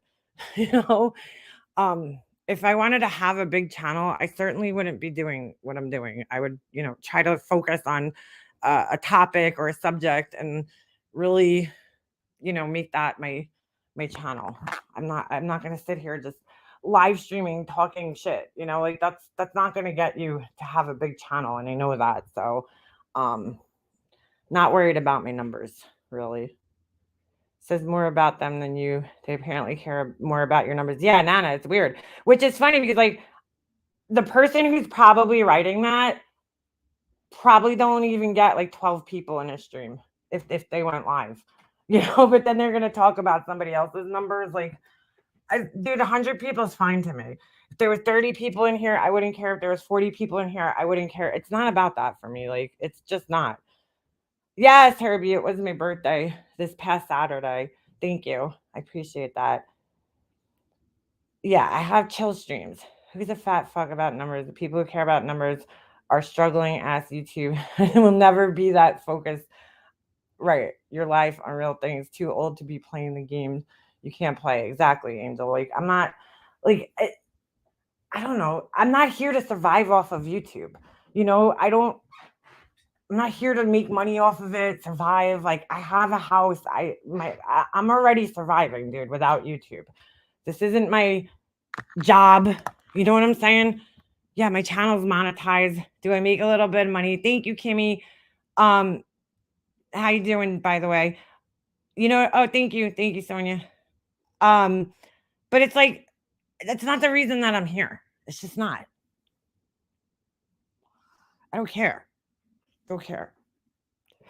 And the other thing that just like blows my mind about these people at this point in time, okay?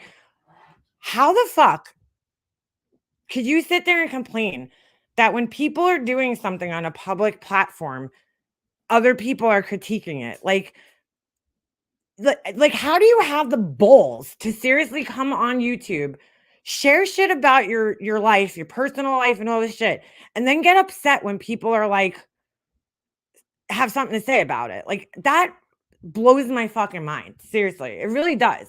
Because I've never come on here expecting that people aren't going to have shit to say about me, which is why I allow trolls to come in my chat and talk shit, because I fully I fully accept that as part of the fucking job, so to speak. Like, you know what I'm saying? Like, it comes with the territory. It's like, this whole way I started that whole thing is that, like, in the past, when Laura has shown things about, her house to people, she's received some pretty harsh fucking criticism of it, and then she gets really upset over it. And it's like, well, dude, stop showing it. Like, I understand you're proud of what you did, okay, and you want to show other people, but if you can't handle the criticism that's going to come with it, then stop showing everybody, or like maybe keep it down to a smaller group. Like, she has a Discord and a Patreon. Show those people. That when you're showing something on here, your haters are going to be seeing it too. So, to sit here and think that they're not going to fucking like have something to say about it, it's just crazy to me. It's absolutely crazy to think that. Wasn't she going to have the come on? I really hope not, Shannon. I hope she wouldn't do such a thing. I was happy though the other night that Starlight, I did catch that, like, what was that, Saturday night or Friday night? I don't know. I was away, so I was like, the 2 minutes I actually did look at my phone, I saw that you guys went live. I couldn't really watch it, but I was like, keep her roped in the drama. keep her roped in, keep her coming back at you guys. It's like, I don't fucking care what these fucking losers have to say, but I'm gonna do a whole entire fucking live stream about it, telling everybody how much I don't fucking care. But it's like, you do care. And that's all you're showing, is that you do care, because you're fucking talking about it. Like, you're acknowledging it. You're showing that you care. A little bit, at least, right? You don't fucking care. I liked her daughter's room a lot before she didn't know when to stop. She never will get that less is more. No, that's totally not her thing, dude. She, I have an aunt like that who, like, she picks out like nice stuff, but she just like always fucking overdoes it. You know what I'm saying? Like, I'm like, dude, like, just stop. Like, trust me, this weekend I went into this beautiful home decor store, right, in Pennsylvania. It was really cute. It was like a little, like, privately owned, like, boutique shop, and the prices were fucking unbelievable. I was like, holy shit, because I know that same store here, like, would be out of my price range and just unaffordable to me, and they had really, really cute stuff. And the other two, friends that I was with, they were buying like a bunch of stuff, because one of them just moved into a new house, and the other one was buying gifts more so for people than for herself. But I was like, I saw stuff that I liked there, but I was like, I don't have room for that. Like, I just don't, just because I like it, it doesn't mean I have to buy it and then like put it in my house. Like, my house is pretty much decorated, I really don't have room for more anything anywhere. So, like, I'm not gonna buy things if I don't need them. If I buy things at this point, it's because I'm gonna take something old away and get rid of it, and then, put the new thing in its place. But, like, my stuff's not even that old to be doing that at this point. So, yes, is it nice to look and dream and, think, oh shit, I wish I had that. But, like, that doesn't mean you need to buy it and put it in your house just because you like it. You know what I'm saying? Like, if you don't have the room for it, or if it's gonna, like, start looking excessive, then just, like, you have to stop at a certain point and just say, you know what, this room is done, like, and I don't need any more shit in it. So she just doesn't seem to have that ability with anything. Makeup, candles, nothing. It's all like, what else could I fucking put on here? Like, just because you can doesn't mean you have to. Like, mm. Your stove died, Remy. Are you gonna have a proper send off burial for it? I did your amusement park video. Oh, you had an amusement park video? That's nice. But you know what I'm saying? Just just sometimes less is more. It just is. You said you need an angle. My husband's the same way. I think that's a great quality too. Balance. I need it. Yeah, I need it too.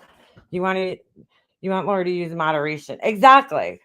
Exactly. Like, I see, like, lighting fixtures that I like all the time, and I'm like, "Oh, damn, I wish I could get that," but, like, I just don't have the room in my house for it anymore. Like, really, my house is maxed out on decorations, I eventually wanna redo my downstairs room, because that was, like, one of the first rooms that we, like, did when we came here, when we moved in, and I'm sick of it. Like, it's starting to get out of style, at this point. It's been what? Like, it's been over a decade now that the room's been the same. I'm sick of looking at some of the things that I have down there. Some of the things I'll probably never get rid of, but some of the things I'm just sick of looking at. But I'm not, when it comes time that I'm actually gonna start doing that, then I'll start buying shit for it. But it's just like so fucking overdone, dude. That shit bothers me. It's like it's too overwhelming. My husband needs that. He loves antiques too much. I love him too, but we're maxed out. Soldier, I just don't have room in my house for anything else. Like, I don't, I have all my mom's shit here that I still haven't fucking gone through. Like, I just don't have the room for it. And it sucks because there is things that I see that I like all the time, but I'm like, where am I putting it? Like, where am I putting it? Daddy's Decor. Stop accusing me of this beef all over. Ugh. Get a sad life slabber mouth bitch. Can somebody fucking delete that person? Daddy Secor. Just delete that person. They don't need to be here. Delete them. Actually, grab their link and then delete them. That's not who that person says it is. That's not. Have an online yard sale. Let us rummage. I know. I wish I could. I have to. She's stuck in the ugly, tacky vibe. Her clothes, her makeup, her jewelry. Her whole vibe is yuck. Yeah, it's just outdated, dude. It's fucking outdated. That's why I jump on the trends. I stay with the classics. Well, Em's like, that's what I did when I did my kitchen. Like, I look at like a lot of the modern kitchens and I really like them. Like, but I look at them and I'm like, okay, I try it whenever I'm like decorating anything, I really try to think like 10 years into the future. Like, how is this going to look? Like, you know what I'm saying? Am I going to get sick of this? Or like, if I ever go to sell my house, especially when you're doing like big jobs like that, you know, like cabinets, like things that are permanent kind of fixtures in your house, you should always think like about 10, 15 years into the future. How is this going to look? Because think of all those people years ago that went and got like those redwood cabinets, you know, they're kind of outdated now.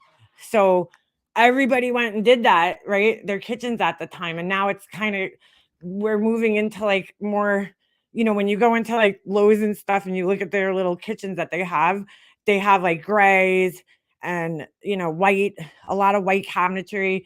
And my cabinets are white in my kitchen, but I went with like a classic style door, like a traditional style door, just because I felt like some of the newer ones 10 years, 15 years from now, and I like a good modern vibe. Don't get me wrong. Like, I like a modern look. I just feel like you know, again, modern kind of goes out quicker than anything else. So I try to stick with like more traditional looks just because it tends to stay in style longer. Like when we did the outside of my house, at the time when the person did the trim on my house, it was forest green, and that was probably in the 90s if I had to guess. Because like, do you guys remember forest green was like all the fucking rage back then? Like people had forest green cars, you know, like everything was forest green back in the 90s for some reason. It was like a really popular color. But like now when you look at it, you're like, yeah, that's so fucking 1996 right there. Like, you know, so I did gray on my house.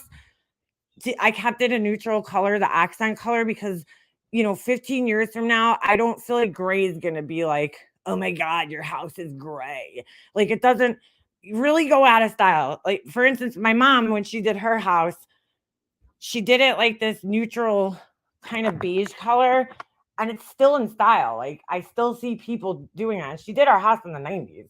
So, you know, good thinking on her part there to pick a color. It was kind of like almost like a grayish, actually. It was kind of like a grayish beige. And it still looks in style. I mean, the people that own her house now, they redid the front. They put like a different type of siding on and some stone. But like that's another reason why I would never put stone on my house. Like even the wall in my living room, I feel like that's going to be outdated because even the stone patterns and the types change. Like if you look at some of the older houses from like the 60s and 70s when stone was a really big thing to put on the house, um you know, like in the 80s it was really wood, a lot of wood. But in the 90s, I mean in the 70s, the 60s and 70s, they used a lot of stone, and it looks, you could always tell like, oh yeah, that stonework was done in the 60s and 70s. Like that's the vibe I'm getting, you know, because the colors that are used and some of the patterns, like they used a lot of round, you know, stones instead of like nowadays it's more square, rectangular, long stones. Like it's just like with tile work, you know, you look at the tiles and you're like, okay, right now everybody's putting those wood tiles in their house, right? That look like that washed wood, and they're beautiful. But like 15 years from now, that's going to get outdated. Like think about all the paneling that went up in the 80s, right?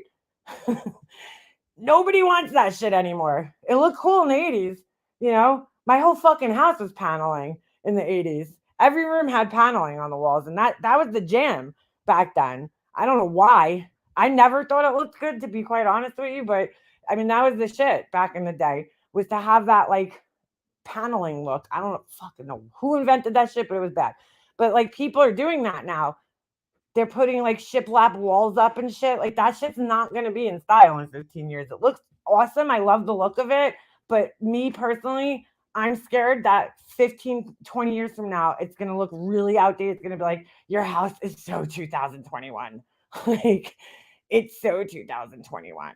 You know what I'm saying? So, and my stone wall's probably gonna look like that too at that time, but whatever. I'll deal with it. I mean, I'm not saying not to do these things, but I always just try to keep in mind like what's gonna look good 10 years from now. Because the reality is, most people, you decorate your house and then like you redo it probably every 10, 15, 20 years, depending on what part of your house it is. I'm behind in yes, Sonia, I don't know, I just can't say that I've seen black walls in any. I'm not saying that like a black wall can't be in style, because if you really look at like true design and architecture magazines, like there's no rules, there's trends. There's definitely trends, and right now the trendy thing is, neutral colors, washed woods, that kind of look. But there's no solid set in stone rule that you can't paint your fucking wall, purple or black or anything like that. But like, there's a way to do it to make it look like it's happening now and not 25 years ago. Like, like you can have a black wall by all means now, but like maybe your accents should be different colors that are more modern looking, I guess. I still do have my sparkle wall, Amanda. Yes, I do, girl. Yes, I do. I advise to anybody, see, like that is probably something you probably shouldn't do in your house either. It doesn't, I don't know. To me, that wall wasn't worth it. It was a fun project, but it's gonna suck when I have to fucking paint over that wall. But I'm lucky. My husband does sheetrock. Like my husband could take that sheetrock down and put it back up in like a day, And so like that's the only reason I'm able to get away with shit like that in my house, because we do all the work ourselves, So it's like, okay, we'll just cut the fucking wall out because you're not painting over that wall. It's sparkles. Yeah, Kimmy, like I said before, her fucking landlord should just burn the house down when she moves out and just start over. Between like the burnt rugs, like, all the shit. I don't know. As a renter, as somebody who rented, I know certain people let you, paint, but like you should always kind of be mindful of like the people that might be living in the house. Even if you own a house, you try to be mindful of that, especially if you don't plan on being there forever. You don't want to like put too much of your own personal style that's like over the top in there, because it's going to be like a really hard sell to other people. Like that guy, when she moves out, he's going to have to paint those walls regardless, but like it's going to be a lot of extra work for him to paint those walls. Like she is definitely not getting her security deposit back. There's no fucking way. Like there's no way. There is no fucking way. It's just not fucking happening. You can't do that. So she's she's gonna be shit out of luck with that security deposit. Like painting a wall entirely black, like that's gonna be a lot of extra wall. Then I mean, a lot of extra work. Then like, say if she just left it white and then they just had to put a fresh coat of white over it. Now they have to put over. It's gonna cost him more money to cover the black up, because he's gonna have to put like probably a layer or two of primer paint over it and then paint it whatever color. And like, most apartments or rental spaces are usually like, neutral colors, grays, beige, whites, because like nobody wants to fucking put all that work in. It's easy and it's cheaper. Yeah, the smoking in the house too is not bad. I have a kitchen floor. It's from the 70s. It's awful. When spring hits, instead of doing work on the house, we hit the road someday, damn it. Meanwhile, my box turtle blends with the floor. So my house was so ugly when I moved into it, but it was immaculate. I mean, that was one of like the bigger selling points of my house. It was fucking clean. It was totally outdated, but it was clean. This girl kept the house very, very nice. Like we didn't find anything at any point anywhere in this house that was really dirty. You know what I'm saying? Like I heard horror stories. I was just actually talking to my friend and she's like when they moved in the house like there was all like cigarette butts in the room like in the walls and shit like you know what I'm saying? Like this house wasn't like that, but the kitchen was fucking Big Bird yellow, okay? Like Big Bird fucking yellow. There was this horrendous wallpaper border. Remember when that was a thing? You know, around the whole top of the kitchen, like this flower ugly border. It was so gross. The cabinets were from the 70s. They were definitely the original cabinets that were in the house when they bought it. They were like that knotty pine look, like that fucking orangey pine. And like the cabinets were so small that I couldn't even fit my dinner plates in them. I had to rotate them on a like diagonally just to get them in. Cause like the cabinets themselves weren't that small. It was the doors that were small because you know, modern day cabinets, like all you see is doors. You know, these were like doors, and then you could see like the I can't explain it. You guys know what I'm saying? Like you could see like the box around the door. Like nowadays it's just doors. That's all you see when you look at cabinets, but this was like different and they were just really small. It was weird. So yeah, it was I was like, I can't. We just did not have the money to redo the kitchen. You know, it was I mean, kitchens are expensive. Like our budget for our kitchen when we started our kitchen was supposed to be we thought we were going to be able to do our kitchen, which we probably could have for like under $10,000 just because, you know, we're doing all the work ourselves. But our original plan for my kitchen was that we were just going to replace the cabinets. The floor was horrendous in here, but it wasn't something that I couldn't deal with, I guess. But then once we started doing it, I was like, Chris, like, why are we going to leave this old floor here? You know, we're going to rip up all the cabinets. Like, we should do the floor. So, you know, that wasn't accounted for. We probably ended up spending like I think when all was said and done, it was probably about $15,000 for the whole entire kitchen to get done, which is really cheap, you know. Actually, I don't even know if it was that much. Might have been a little under that, you know. Um, because we bought all new appliances and everything, which we had planned, but we were originally going to do our cabinets from IKEA because um they were a lot cheaper. And my aunt, you know, had her cabinets done at IKEA like way back in the day, and her kitchen held up really nice. So I was, you know, I was okay. The problem with IKEA is that IKEA uses the metric system. So, you know, our houses are built in our system. Why can't I think of the fucking name? Inches and feet, whatever the fuck it is. You know what I'm saying? So a standard kitchen in the house is 10 by 10. Well, IKEA doesn't measure their standard kitchen like that. So we had all these like the way the cabinets worked out when I designed it, it was like there was all these weird spaces. I can't really explain it. Like it just wasn't fitting right. The same thing happened with my closet upstairs. So we ended up going to Home Depot. And if anybody in here is ever planning on doing their kitchen, just a little advice for you guys: do not take, you know, if you do go to Home Depot or Lowe's or something, and you do what they call semi-custom cabinets, um, because there's cabinets you could go and just like DIY yourself and put them in. We got what's called semi-custom. So like they design it for you, you know. They're not fully custom where it's like they're building it specifically for your kitchen, but what they're doing is they're taking pre-made sizes and kind of fitting it into your kitchen. So that's why they call it semi-custom because you can customize it, but the cabinets are all prefabricated for the most part, you know, but some of it's custom. It's whatever. Don't just go in there and take the first quote that they give you. Even if you go to Lowe's, right? And you go to one Lowe's and they give you a ridiculous price, go to a different Lowe's and get another price because that's what ended up happening with us. We got the first price from the first Lowe's and it was fucking crazy for just the cabinets. And so we ended up going to another Lowe's and we had a totally different person basically redesign the same exact thing. And the price was like way cheaper. But anyway, you know, at the time that was like all we really had. That was all we could afford. Thank God my husband hit the lotto for like $7,000. It was crazy. Right before we were about to start on our kitchen. So that like paid for the bulk of it.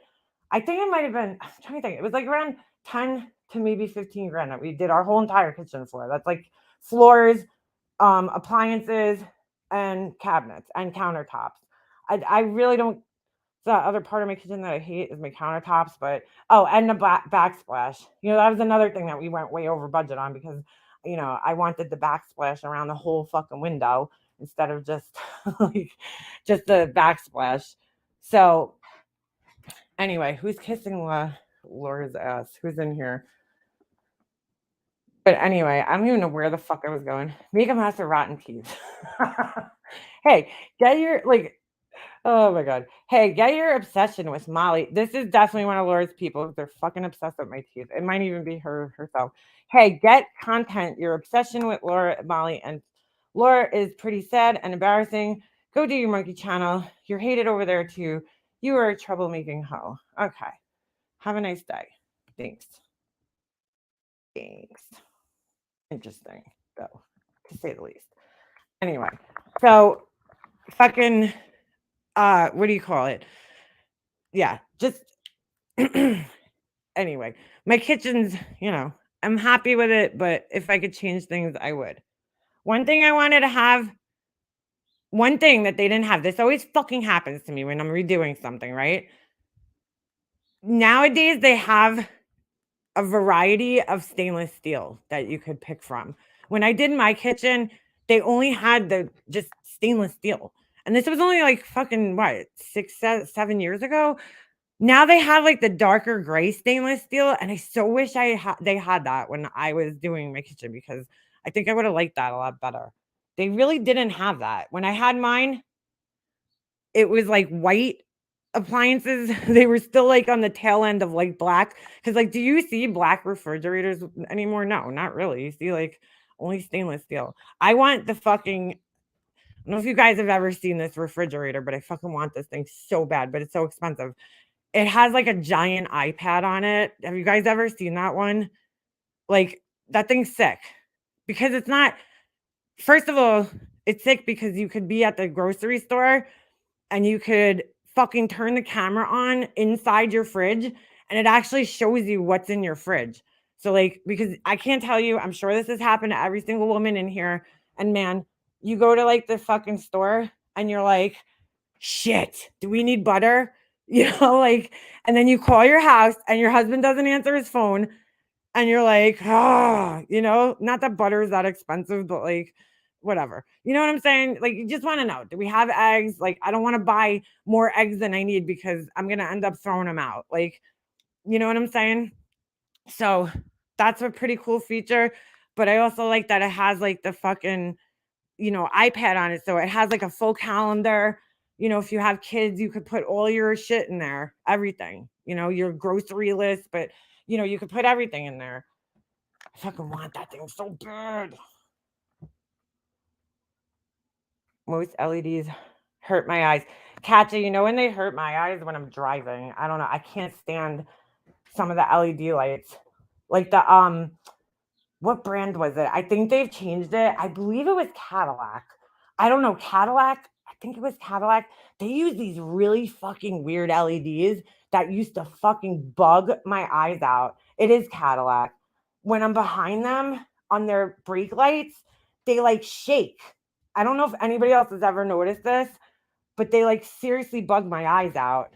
I don't know what it is. They like make them like they make like they do this weird shaking thing. I hate LED lights on cars. I can't see a damn thing. That's how I feel. It's called the LG. Yes, the knock knock. That's what it's called. That's what I was gonna say, but I figured nobody knew what that was. But yes, because you could knock on the glass and it fucking shows you without opening the door. Actually, it shows you like there a light goes on and you could actually see what's in your fridge without opening the door. Which I don't know how necessary that is, but I don't mind LED lights anywhere else except for on cars. Like I have my whole house is LED. We've converted pretty much every fixture in our house to LED now at this point. Like every lamp has LED bulbs in it. All my hi-hats are LED. All my fixtures have LED bulbs, you know, but I can't stand them. How much are they? Oh, they're fucking a lot of money, which is why I don't have one. But if I ever need a new fridge, I'm definitely getting that one. They also have like, see, like when I went shopping for my fridge, they didn't have all that shit. And then they also, now it's hard to find a side by side fridge. They're like, a lot of them now are those what do they call them, like the French door ones where like it has the pull out drawer on the bottom. I don't know, are those like nice? Does anybody here have one? I was scared to get that fridge. I don't know. At the time, there's things I would change about my kitchen, but it's at least looks updated compared to what it was, because it really looked fucking horrendous when I first moved in. I mean, we had blue Formica countertops, blue Formica. I was like, what the fuck am I gonna paint in here to match that? Like, how do you paint and match blue? It was an ugly blue too. It was like this like dark like almost like navy blue, and it was just they were so fucking ugly. Oh my god, they were so ugly with white appliances. It was hideous. I was like, who, like, when was this in style to have blue countertops? When? Somebody fucking let me know. So I did make it work though, man. I have to say, I was proud of myself. Like I made it work. What I did was I painted my walls basically the same color as the countertops, almost. And like so in a weird way, it made them less noticeable. It was really weird, but it did. It made them like less noticeable as like this, when we first moved in, because the walls were yellow, the blue countertops like really stood out. But once we painted everything, it kind of just like faded in to like the walls. So it wasn't as like, oh my god, you have fucking blue countertops. But I know Molly Golightly like Storm. She was like, blue countertops? Hmm. I got my fridge after hurricane because my fridge motor broke when using our generator. Oh, get out of here. That's fucking crazy. Is Remy still here? I uploaded. What'd you upload? Well, I'm always doing chores. Why not get something that could feed you and help out? I know, right? No, catch it. It was blue Formica. Blue Formica. I'll show you guys a picture. Hold on. Let me see if I can find a picture. It was fucking horrible, dude. It was absolutely horrible. I was just like, who like ever looked at this and was like, yeah, blue countertops. That's what I'm going with. Hold on. I know I have it on my Pinterest, so let's see if we can find that. I had like we redid. Oh, my husband's calling. All right. How come it's not ringing on here? It's so weird. It usually does. Let me see if I can find the blue countertops. It was horrendous. I don't know why anybody ever fucking thought it was a good idea, because it never was. It just never was. See. Oh yeah, here it is. Here it is. Oh my god, it's so bad. Oh, it's so bad. It's so bad. All right. I think I've actually shown this on here before, but whatever. I'll show it to you guys again. I mean, I enjoyed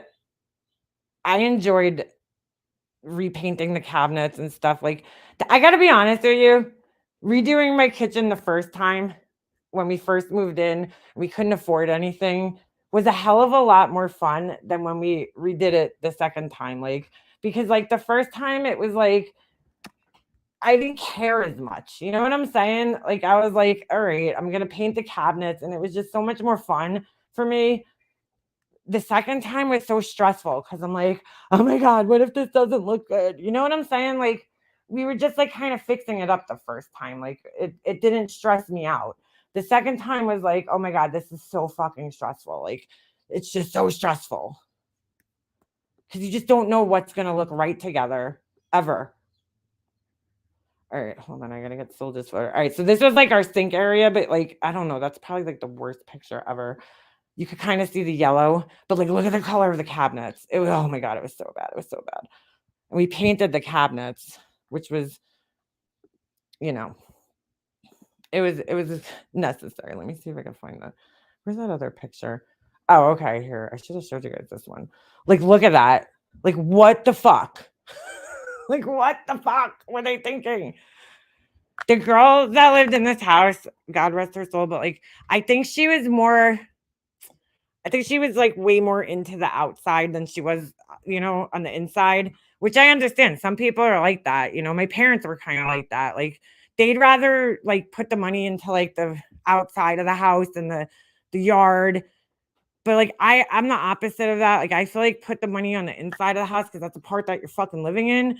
And like not that you shouldn't take care of the outside of your house. You should, of course, but like the outside is not as important to me. I just feel like the living space is the more important part.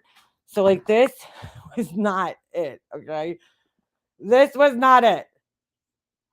This fucking yellow nightmare with the look at the tiles, but like listen, I made do with what I had, and you guys can see I painted the walls like this kind of dark blue, and the countertop just kind of faded into it. So it wasn't like overwhelming like blue countertops, but like just painting the cabinets and changing the hardware, and my husband spray painted the hinges made like all the difference in the world. Like it made it so much more livable. And I actually ended up like liking it. I was like, it looks cute. Like it's unique. It's not my dream kitchen, but it's better than what it was, and I really enjoyed doing it. That's probably the most important part, is that I just really fucking had a good time. Like trying to figure out a way to make this shit look better, you know? like from what it was. And I think we did a pretty good job. It made the appliances look newer, you know? Everything out. It was really hard to find, things to match a blue fucking kitchen, but it was definitely unique for sure. But it was like, you know what? Nobody else has a fucking kitchen that looks like mine. Like my kitchen's one of a kind. Nobody else's kitchen in this whole fucking world looks like mine. Like it's so unique. It has white cabinets. I know other people have white cabinets, but like, you know what I'm saying? It had its own character, and I kind of almost enjoyed it. I hated the floor, but I was like, I could ignore the floor. I mean, a little bit. It was bad. Like that orange wood, I just fucking hate that shit. That shit needs to be burned. It just shouldn't even exist anymore. Bye, Helen. I mean, it's definitely a step up from what it was, Now it's it's totally renovated. Don't look anything like that, which I think I have a picture of. Well, you guys have seen my kitchen. I mean, I don't know how many times I have to show you, but you know what I'm saying. I just hate the color of the walls. That's my only complaint. But that's going to change soon. I'm just trying to figure out, because like, how you could see rooms through rooms? Like my living room is gray. Is it going to be weird? I was looking for like almost a gray, but more green, like a green, like a very, very light toned green, where it's almost like could be mistaken for gray. That's the only thing that's making me nervous, is looking through the rooms and like it not looking right, because my living room and my kitchen are very open to one another, but they're distinctly separate rooms at the same time. You know what I'm saying? So like, I don't want to paint it the same color as my living room, but I want it to be a different color. But you're going to be able to like really see my living room wall against my kitchen wall. Like that's just an unfortunate part of my house. So I'm like, it's really hard to pick a color for there. My living room was the hardest room to paint in my whole entire house, because it ties, so many rooms tie into it. I have my kitchen, then my hallway going upstairs, and then you could see my well, not my hallway, I'm sorry, my staircase that goes upstairs, and then I have another staircase that goes downstairs into another room. So it has 1, 2, 3, 4 different colors. So when we first moved in, I just painted it white, because I was like, what the fuck color is going to go with all these other colors, you know? So, I mean, now it's gray, so it's, it matches, but I want to paint my hallway. I don't know what the fuck I was thinking. My hallway is like purple. I must have been like, I was pregnant when I did that. I think I was just like, let's put colors everywhere. Like I'm fucking Willy Wonka. We're just going to put colors everywhere. Like, I don't know what I was thinking at that time.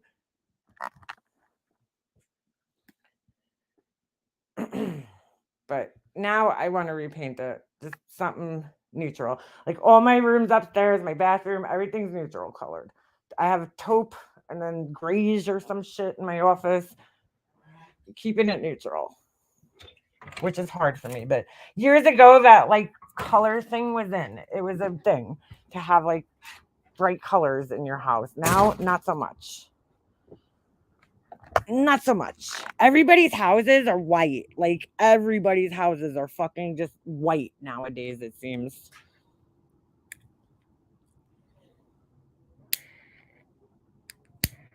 I need my hardwood floors redone too. My windows have that built-in white lattice. I wish I could paint them black. What do you mean, Katja? Like, is it built into the?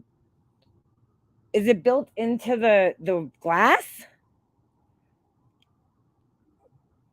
Like lattice, like the one that makes like a diamond shape, or like the window? What the fuck do you call those things? Holy shit! Like the I can't think of the word. Oh man, yeah, my countertops are black marble now. I'm sorry, not marble. They're black granite. They're like that black that has like flecks of things. Like my kitchen's totally different now. I don't know why I didn't show you guys. I closed the window by accident.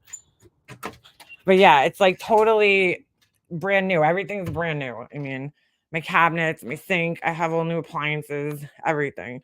Yeah, no way was I keeping the fucking bright blue countertops. Those things had to go. And we even I added more because my kitchen when we moved in, it was only like an L shape, and we definitely needed more storage. And we had this whole wall that was just like empty in our kitchen that wasn't being used. And like everybody was telling us, knock that wall down, and open it up into like a big kitchen living room area, which I've seen people do, in my house, like, because there's a million of my house in my neighborhood. But I was like so scared because I was like, I can't fit things in my cabinets as it is. So I opted to keep the wall, and I added more cabinets on that wall to and thank God I did, because I still can't fit everything in my cabinets. Like I still can't. So I'm so happy I did that. Yeah, Herbie, I'm not to be quite honest with you, I would have like preferred like a lighter color granite. There was different like ones that I looked at that I really liked, but they were so fucking expensive. Like the black granite is honestly like probably one of the cheapest ones that you could get. I don't love it, but I think I honestly think when I paint my walls a different color, I think I'm actually gonna like the black granite a little bit more. I just didn't like it. I don't like it with the color that I have now. I just hated this color. I hated it since the day I painted it. I was like, what the fuck? But I just didn't want to upset my husband, so I kept it. He didn't care. Yeah, I could he does not care. My husband's the one thing you're gonna say is good about him. Like whatever I pick, he goes with. He don't argue with me. He's like, you know what you're doing, just tell me what I gotta do and we'll do it. Like he's never argued pretty much over anything I've ever picked for this house, which I'm thankful for. Yeah, Kimmy, I think I'm gonna like him when the color of the walls is changed. I'm looking at what the hell is this color called? What is Escape? No, this isn't it. What the fuck is the color? Svelte Sage. So it's like it it looks gray, but it also looks green. It's weird. But I just feel like it's gonna that's kind of the color I was like wanting in the beginning, but my husband's like, you're gonna do green the bathroom upstairs. He did argue actually with that one thing, now that I think about it. He's like, you're gonna do green, the bathroom upstairs is green. I'm like, it was at the time. It isn't anymore. But I was like, yeah. Like that's exactly what I'm gonna do. And he's like, it's and I don't even know, why did I listen to him? Like, why did I even like let him put that in my head? So I was like, I kind of wanted to do like a robin's egg blue, at the time too. That was like my next color, and then I didn't do it. I didn't do it. I fucking picked this color, and because I didn't want my cousin to think I was copying her, because she kind of did her kitchen that color, like almost like a Tiffany blue. It was, just a little lighter. And I was like, I didn't want her to think like, oh, Leanna's copying me. So I was like, I'll change my blue a little bit, but it's like, this looks like it belongs in like a fucking house in like Jamaica. You know what I'm saying? Like, it's just so bright. It's too bright. It's too blue. And I love the color. Like, I love the color itself. I just don't like it in my kitchen. A bidet, it's awesome. Does it, wait, a bidet? Who has a bidet? I never fucking thought that those things. I thought I said when I was a kid, I was like, why would you want water shooting in your ass? Like, but now I'm not. I'm kind of into it. I'm kind of like that. Not shooting water into my ass, but just having a clean butt, like a super clean one. I don't know what just like made me say that. Oh shit. I'm doing white cabinets, but I'm lost in any other wall color. Well, if you're doing white cabinets, Remy, like the world is your fucking oyster, girl. You know what I'm saying?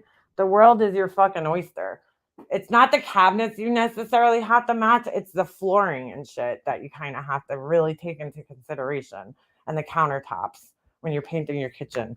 Because the cabinets are usually like a neutral, so a bidet is the best thing. Well, you know what? I think from being on here and seeing all these other countries, like we're pretty much the only country in the fucking world that bidets are uncommon in.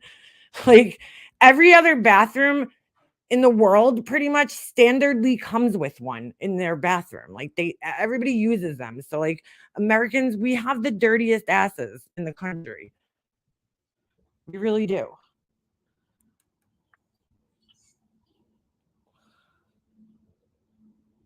Why do Americans use bidets? I that's what I'm saying. Why don't we?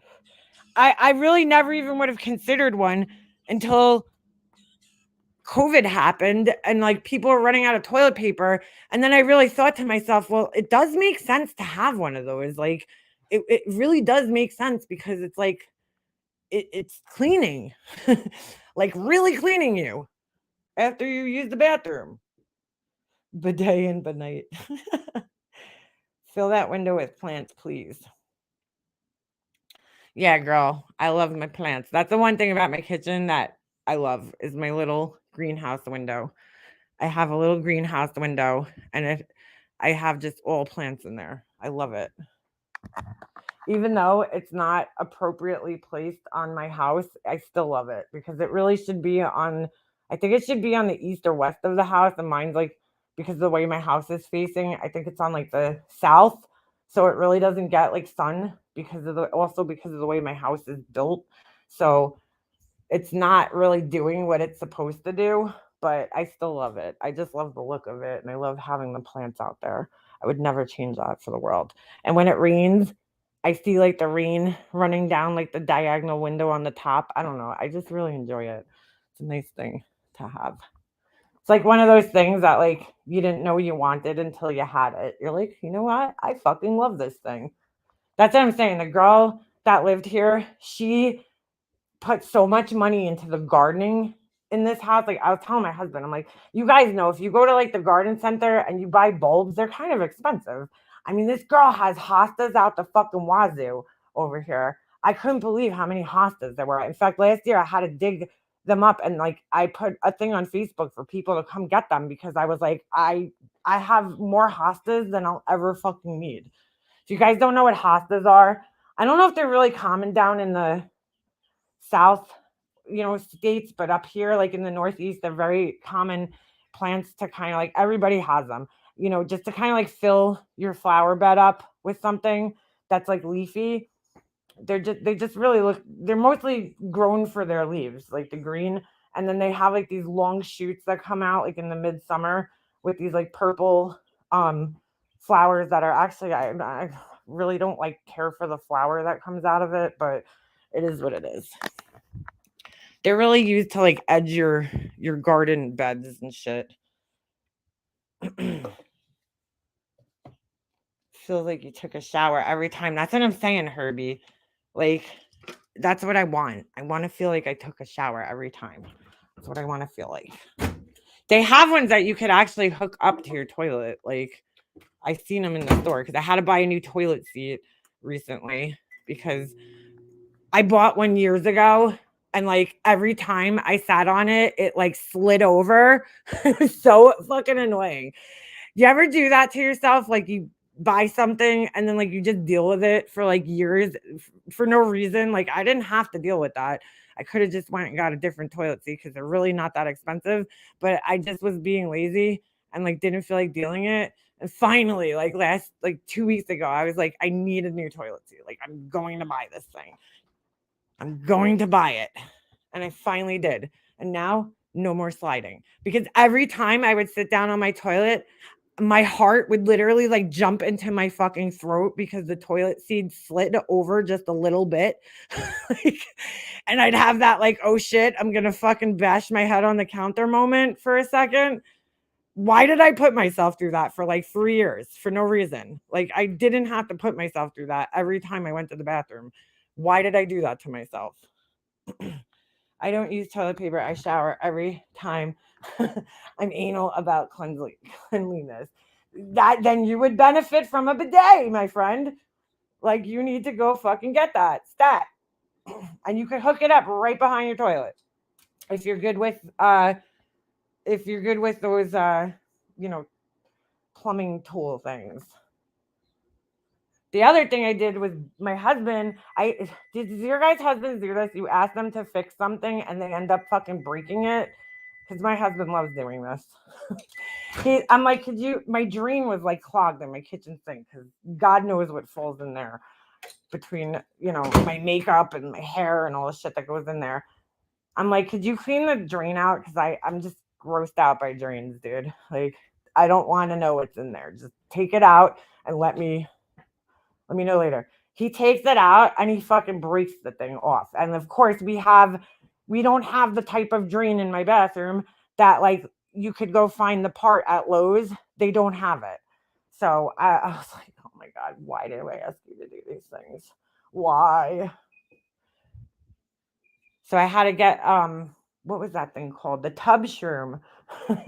And that's my drain right now until I figure out how we're gonna fix it. Because now he has to take the whole entire fucking thing apart. And it's just like we don't have time for that. I turned the bidet on at a hotel and flooded the place and shot to the ceiling. Yeah, Pugs, it's not supposed to do that. Well, we had our hotel room. Make this fucking make sense for me, okay? The hotel that we stayed in this last time, and I've noticed this because we've been in a lot of hotels over the last like 2 years, right? The hotel we stayed in this past tournament, it's a Marriott hotel, and just fuck Marriott, man. They really are. I always liked Marriott hotels. Like, they've always been like, to me, like nicer hotels, but like the lately, just not. They're just not. This is the second one I've been in where they have this pocket door that like slides out from, for the bathroom, and there's no latch on it. So like the whole weekend I had no privacy in the bathroom because I couldn't close the door. And we had already changed rooms twice. So like this was the third room that we were in. So I was like, all right, that's it. I'm not going up to the front desk again. So the first room we had, they gave us the wrong beds. So, we had to get changed over. Then they put us in the second room. And as soon as I opened the door, I was like, what the fuck was that? It was just like, like the sound coming out of the air conditioner. I'm like, what the fuck is that? Like, I'm turned to my husband as soon as I open the door. I go, dude, I'm not gonna be able to sleep with that sound. Like, that sound is gonna make me like want to kill people in their sleep. Like, no. So, and like everybody else heard it too. Like, we opened the door, all the other parents are like, what is that noise? Like, it was so loud. So so this was now our third room. So we get that room, and the pocket door not only doesn't close, there was no like latch on it. There was no lock. And I'm like one of those people that like when I go to the bathroom, it's Fort Knox. I need locks, padlocks. Like, do not fucking come in the bathroom while I'm in the bathroom. The door needs to be closed 100%. I was like, what the fuck? And if that wasn't bad enough, this was really funny. The shower door, we had like, it was a nice shower, it was like glass, and it was just stall. There was no tub. But the shower door also didn't like latch closed. So when you showered, it was open about like 4 inches and all the water is just shooting out the fucking door. I was like, oh my God. But that's not the first time this has happened. Like, we've been in like several Marriott hotels where that's been the case. Their bathroom doors suck. I don't know why. They don't lock, they don't close. And I really just wish I knew why, because who the fuck wants to sit in the bathroom with the door open? But anyway, I got in the shower the first day I was there, and I'm looking at like the knobs, and it like there's like these two like things above like the main knob that you turn the water on with, and I'm like, what the fuck? Like, are those broken knobs? That's what it looked like to me. It looked like there was broken knobs, you know? And I'm like, that's kind of cheesy. Like they wouldn't, I don't know, cover that with something or like fix it. Like they just left broken knobs there. Like that's so weird. So we get like, I take my shower, I get dressed and everything, and I get into the lobby where all the other parents and everybody's talking about the shower. And my husband's like, of course he figured it out. Nobody else did. He's like, did you guys try those jets that shoot at you in the shower? And I'm like, oh my God, that's what that fucking was. Every other parent thought that it was broken knobs, just like me. Like, they thought that's what it looked like. I can't explain it. It looked really weird, but what it was like because there was another knob in between those, and I was like, "What's that knob for?" I figured it was for the drain, and so I didn't even like pay attention. No, they had like these jets that like shot straight at you out of the wall, and it's a little weird, but if you're facing it, it's a little uncomfortable because like who the fuck wants water shooting directly into their face? But when you turn around, right, and you put your back towards it, oh, I need one of those. I need it in my house. This thing was like so nice. I put it on like full blast while I was in there and I just like let it shoot on my back the next day. And I was like, all right, I'll see you guys later. Like, it was just so nice. It was so nice to have this. It was like massaging. I'm like, who like thought of this? It's a great idea. It's like a water massage while you're taking a shower. It was fucking amazing. I loved it. It was fucking amazing. Get one of those fancy 3K Japanese bidets. They play music. Now we're talking. Don't threaten me with a good time. I'm going to get a gold toilet like Kanye West. 14 karat gold. I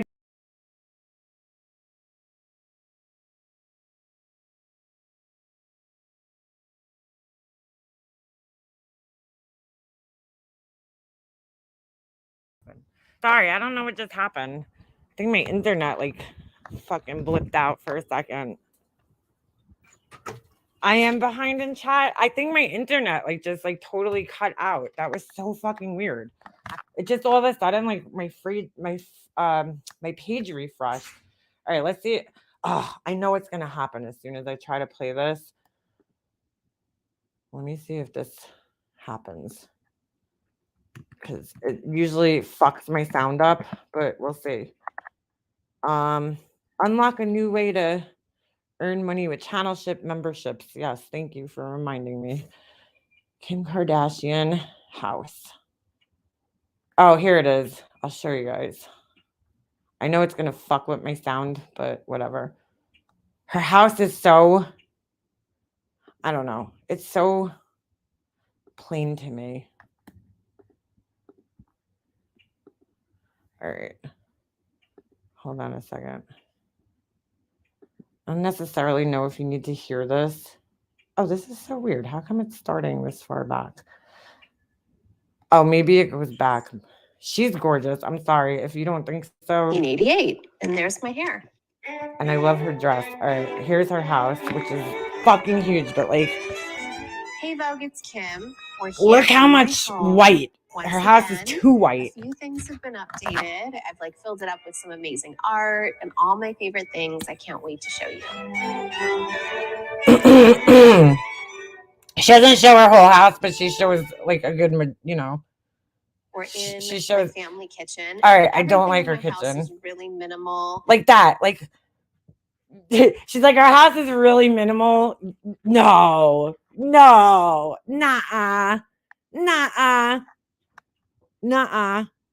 Look at that. Like, why are the chairs not at the table? Like, everything's the same. How do you even do that? How do you find everything the same color for the house? Like the walls, the table, the chairs.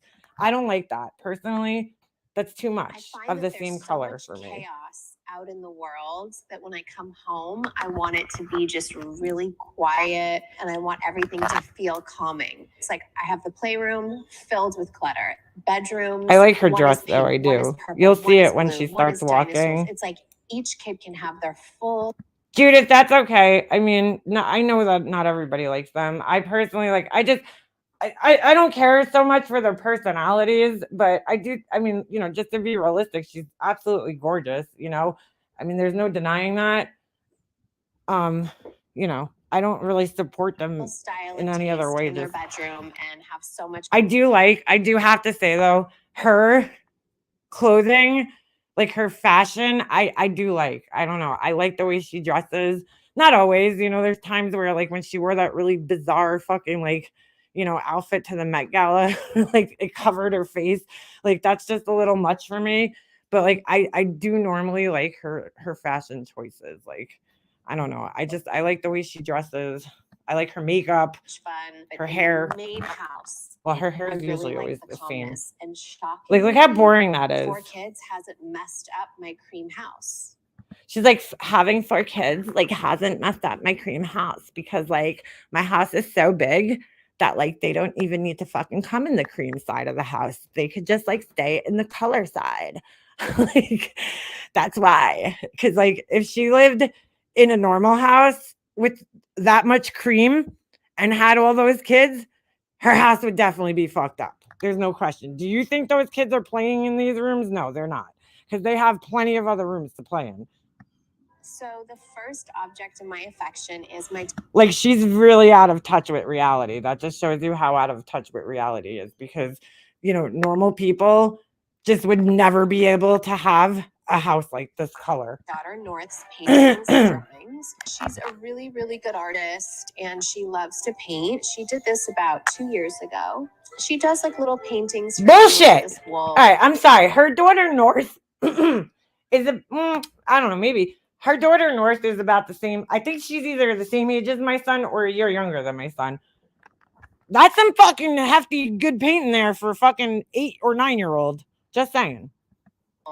She did do one of our bearded dragon. But then again, she's probably like has a fucking art teacher. You know what I'm saying? It's like, North, oh my God, you're into art. Okay, well, we're going to hire an art teacher who's going to come here and sit with you for like 3 hours a day. You know what I'm saying? Like my son, he's just like figuring it out on his own. And I got to say, he's actually really good. But, here's North. I'll show you my son's. Okay. You guys tell me how good he's doing compared to North. You guys tell me. I think I'm pretty proud of him for this one. I am. I'm not going to lie. Hold on a second. I got to turn my camera on for this, though. Let me show you guys. Look at that. My son did this on his own. Like, that's pretty fucking good, man. I'm ready to make an NFT out of it and sell it for millions of dollars. Like, I'm proud of him. I am. He's got my drawing skills, and I'm happy about that. Pretty good, right? Did a little parrot there. All right. Oh, whoops! I did the wrong stop screen. Oh, fuck my life. All right, hold on. Let me get my fucking nasty ass off camera here. Go back to Kim's house. Isn't it good though? I'm very proud of him for this. Oh my God, I fucking just did it again, dude. What's wrong with me? Hold on. All right, share and turn the camera off, Leanna. There you go. Right? Isn't that good? I love it. He did a really good job. Hers are a little better, but recently. So I guess that could. COVID, all right, this is fucking weird. This is fucking weird. Ready? I watched this video before, if you can't tell, but this is a little fucking weird. This picture. What it reminds me of, and her explanation of it's even weirder. But what it reminds me of is it reminds me of that mouth that Travis Scott had at his concert that everybody had to walk through, to their fucking deaths. It's fucking weird. Just hold on. I gotta back it up a second. This one's really fucking weird. Recently, North stayed home and had COVID. So this is her drawing that she did in her room. It's a charcoal. Maybe that was just her emo mood. So I love seeing like the personality and the moods and everything. Like she just totally blew that off. She totally just blew that off. Like that picture's a little fucking disturbing to me. And she just totally blew it off. She's like, well, like North was home with COVID, and like maybe that was just her emo mood. Like, I would be like, North, it's time to go to the fucking child psychiatrist at this point. Like, what the fuck was that? Like, what was that thing? But all right. But in comparison to the other drawings, I was like, that doesn't really look like the other ones. But okay. It's really been an amazing hobby of hers. The music just makes this all the more better, you know? It's like fucking so fancy, like a castle or some shit. She's like, it's just been like an amazing hobby of hers. All right, so here she goes down like the longest fucking hallway ever to her. I don't know where she's going. Imagine, like, I can't even imagine that being my house. Like that hallway is probably like the length of like my whole property. You know what I'm saying? So all now right, this is the room I extremely hate. Like, this room to me would make me feel like I'm in a fucking insane asylum. Like, I'm sorry, there's nothing in it. It's too plain. And those couches, I'm sorry, but I don't the like them. sitting room to my bedroom. It's really I would be terrified to sit on any of those couches because I'd be like, with my luck, I have ketchup on my pants from like yesterday's lunch. Okay. Like, it's going to get on the couches. cozy. It's like a place where I love to just sit and have tea. Look at the and write fireplace. letters Like, to it's my so ugly, kids, and I don't know. make the most epic baby books for them. So I'm going to show you guys. Anyone knows me, they know that I love to scrapbook so that my kids. I didn't realize that she had a fucking kid named Sam. Is that how you say that word? Sam. Spelt like, I don't know. That's fucking weird, dude. That's a weird name for a fucking kid. Like, Northwest is weird. Chicago West is weird. Saint West, but like Sam, like, what the fuck? That's no. Can have the most amazing memories. This is North's, but I have them for each kid. I have all of their little hospital details. I've written out. I'm sure she really put these books together herself too. Mom and dad's history, her first Vogue shoot, everyone that visited her. She probably has like a fucking like officially hired professional scrapbooker who does this shit for her. Because like, from what I understand, she doesn't even like take care of her own kids. Like, nannies raise her kids, and like she spends very little time with them. Sonograms, what I ate the whole pregnancy, my first trip to the zoo. We went to Arizona during the Super Bowl. No, Starlight, I've seen videos from their TikTok, but like I don't follow it because I hardly ever go on TikTok. So, yeah. But I've seen some of them. They're a little inappropriate. Time we went to the Santa Barbara Zoo. I really wanted to archive these memories.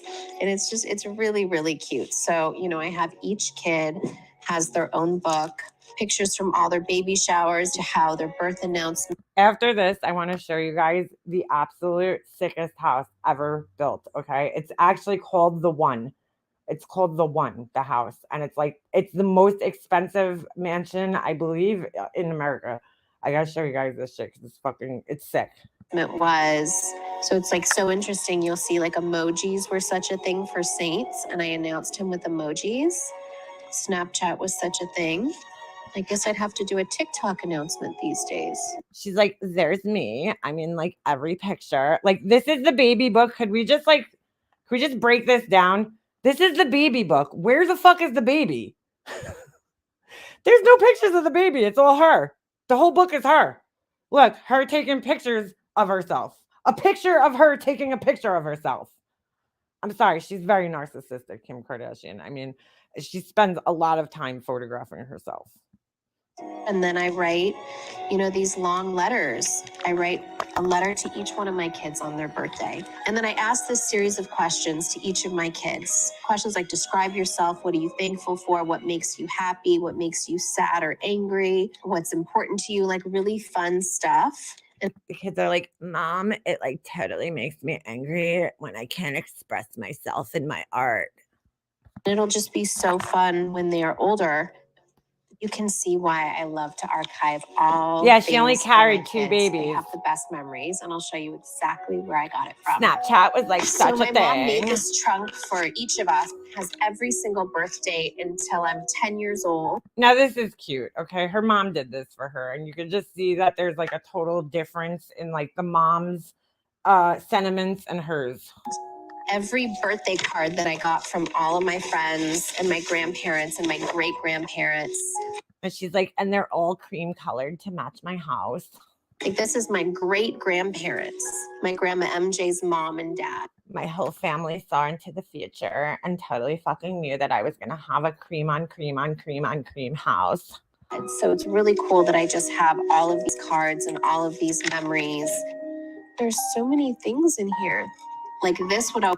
If I was a millionaire, I don't know if I would do a surrogate. I would be afraid that the person would steal my baby. I'm not kidding. Like, or that like something, I don't know. Like what, God forbid, if something went wrong during the pregnancy, I would feel so bad. Ugh. Yeah, Sam is a tough one, CK. Like I don't know how down with that I am with that name. You know what I'm saying? Always sit on my bed. I had a bunny room. My mom knitted this. Where's my Minnie Mouse? Who knew Kris Kardashian was a knitter? Who knew? So I'm gonna find my Minnie because Minnie was everything to me. Oh, my mom saved my favorite costume. I wore this when I was 4 years old, and I was. It's like really hard to believe that she's a fucking year older than me because her skin is just so goddamn flawless. I want to punch her in the face. Obsessed with Minnie Mouse. The pictures of me and my mom dressed like Minnie Mouse are so incredibly cute. I still have them. I could sit here all day, but I think we should move on to some other things that I really love. I want to take you guys outside. All right, here's where things get extremely obnoxious. So just preparing you, right? All right, so now we're in my backyard. It's literally the most amazing place. Everything's literally something on the Kardashians. It's literally like my favorite thing in the world. It's literally like the coolest thing. For the kids It's to really literally hang like out, literal. and the basketball court especially is where the kids love to be. You know, I didn't want your typical basketball court. I don't know if you can see the material of the ground, but it's like spongy, and I just want. CK, I like Courtney, but I like Chloe the best. She's definitely my favorite. Made it really neutral. All my gym equipment is black, so the court is black. The basketball hoops are black with like a cream little box and hoop. I don't really know what that part's called. You know, I just wanted it. Like, imagine having this much money that you're like, you don't just have like a fucking regular basketball hoop. Like, I know probably everybody in here that has kids at some point has owned the same basketball hoop that I have, that like you roll. You know, it's got that big black thing that weighs it down at the bottom. And like, she's like, I needed cream colored basketball hoops to like match like my cream colored house. Like, imagine having time and money for that detail in your life. It's obnoxious. It really is. It to look like it matched my whole house. And this is just like when it's summertime. Yeah, I wish Chloe would right stop here, messing and with the her gym face. connected to the basketball court. She doesn't. Music blast. You know what's weird though, Crazy Gemini? Like when you look at her on the show, her face looks like not as fucked up as it does in pictures. I think she does a lot of like photoshopping, and so it really like makes her face look totally different, because I feel like in the videos it doesn't look as different. It's different, and she does need to stop fucking with it because she's gonna start looking like somebody we all know. You know, she's gotta just stop. I think Kim did the same though. I think Kim fucked with her face, where, you know, it's at a point now where like she's starting to look like her mom, who looks like she's had too much work done. You know what I'm saying? They're all starting to get that look. They need to stop with the plastic surgery and the fillers and shit. And kids are in the pool, and the only one that doesn't have them is Courtney. Like, if she does, then they did a fantastic job on her, because, you know, she looks very natural and looks exactly the same as she did, you know, 15 years ago when they started the show. Like, she honestly looks the youngest out of all the 3 older sisters, because she hasn't had all that plastic surgery done to her face. It's crazy. And my sisters are like lunging up and down the basketball court. There's nothing more fun than a good workout day at my house. And the other place out here that I really wanted to show you guys is our meadow. I would never remove 2 ribs. I would be like so freaked out. Like our ribs are there for a reason, dude. They're there to fucking protect our organs in our bodies. Like, you know what I'm saying? Like, ugh. Removing your ribs, which she probably had done. Yeah, that's scary. Up there. So if you go up there, you'll see a huge vegetable garden, so many trees. And so we grow our own fruits and vegetables and we pick them and eat them just from there. We do it together as a family. All of the cousins come over and we have little baskets and they just see how you really can like farm and eat it. I love showing you guys all of my domestic things and all of the sentimental things and special things in my All home. right, here's the obnoxious part. But as you guys know, I'm a working woman, so I have to go to work. I have to go to my office. I got to run, but on the way out, I'll show you guys one of my prized possessions. Here we go. I've always been a This is sincerely where you want to just punch her in the face. car girl. I love cars, and I really wanted something different. I wanted my cars to kind of blend in. And my house is gray, and I wanted them to kind of match the house. So I did all gray cars instead of my typical matte silver that I used to do. Like 3 fucking ridiculously expensive, fully fucking custom cars. Like, ugh. I put out my I don't know. I'm a car person. I love cars. So like that's why it makes me want to punch her in the face. Cause like I wish I could do this. 3 faves. My Lamborghini Urus, which it has this kit on the front of it, so it looks I personally don't like her customizations though. a little different. And my Rolls Royce is great also. It's a ghost. It has like the cutest little crystal lady. And I just think that's so It's a ghost. so unique. And then my favorite baby ever, ever, ever is the Maybach sedan. I love like this is just so obnoxiously rich. Like, you know what I'm saying? It's just so obnoxiously rich. Ah, everything about it. I love painting like the emblem gray. If I were to pick one, that's they do. Gotcha. Thank you guys so much for coming into my home. I don't know if you guys have ever been to like the auto shows, but you're so right. When you go to like the auto, I've been to the shit, what do they call it? I don't know. There's an auto show in Manhattan, right? It's a huge show, and it's like where they show all the concept cars and all the new models of the cars. Why can't I fucking remember the name of this thing for the life of me? I can't remember it, but I used to go all the time when I was younger. I love it. And sometimes when they do the concept cars, they actually show you like the little figure of the clay because that's like where it starts. An artist will carve the card out of clay. That's exactly what these look like. You're so right. That's what they look like. Home to check out some of my favorite things. They're my objects of affection, but now I've got to go to work. So I'll see you guys soon. Let's see you survive without your objects of affection. All right, so now, hold on. Let me stop this one. I'm going to show you guys this other house. This fucking house is insane. And I really like this guy. If you guys oh wait, what's his name again? Hold on, I gotta think of his name. If you guys are looking for like something different to watch and you like looking at really nice shit, I would definitely subscribe to this guy's channel. He's rich, he's a fucking millionaire or whatever, but he's really entertaining to say the least. So his name's Producer Michael. Hold on a second. The one, yeah, there it is. Now this is fucking this house is just insane, like insane. And this is more my style. Okay, if I was rich, I would love to fucking live in a house like this. I don't know if I'm gonna show you guys like the whole entire video. I'll probably just skip around it because it's super duper long. But if I was rich, like obnoxiously rich, I would probably go for this house. Like this fucking house is just ridiculous. So I don't really know who owns this house. I don't think anybody actually owns it right now. But it was built. This is the guy who I guess owns it partially, you know, it's like an investor thing. But It's huge. It's the biggest mansion, I believe, either on the West Coast or in the country, and it's the most expensive, definitely, I believe, in the country too. So he says it at the beginning. It's in California, of course, because we're all the nice fucking houses. All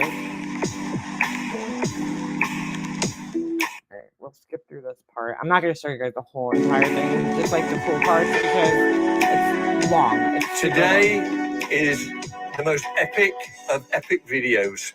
We are. All right, I have no idea what this guy's job was before he was like a YouTuber, but like he's pretty entertaining, but I don't know where he gets all his money from, but he dresses really weird. In the urban world.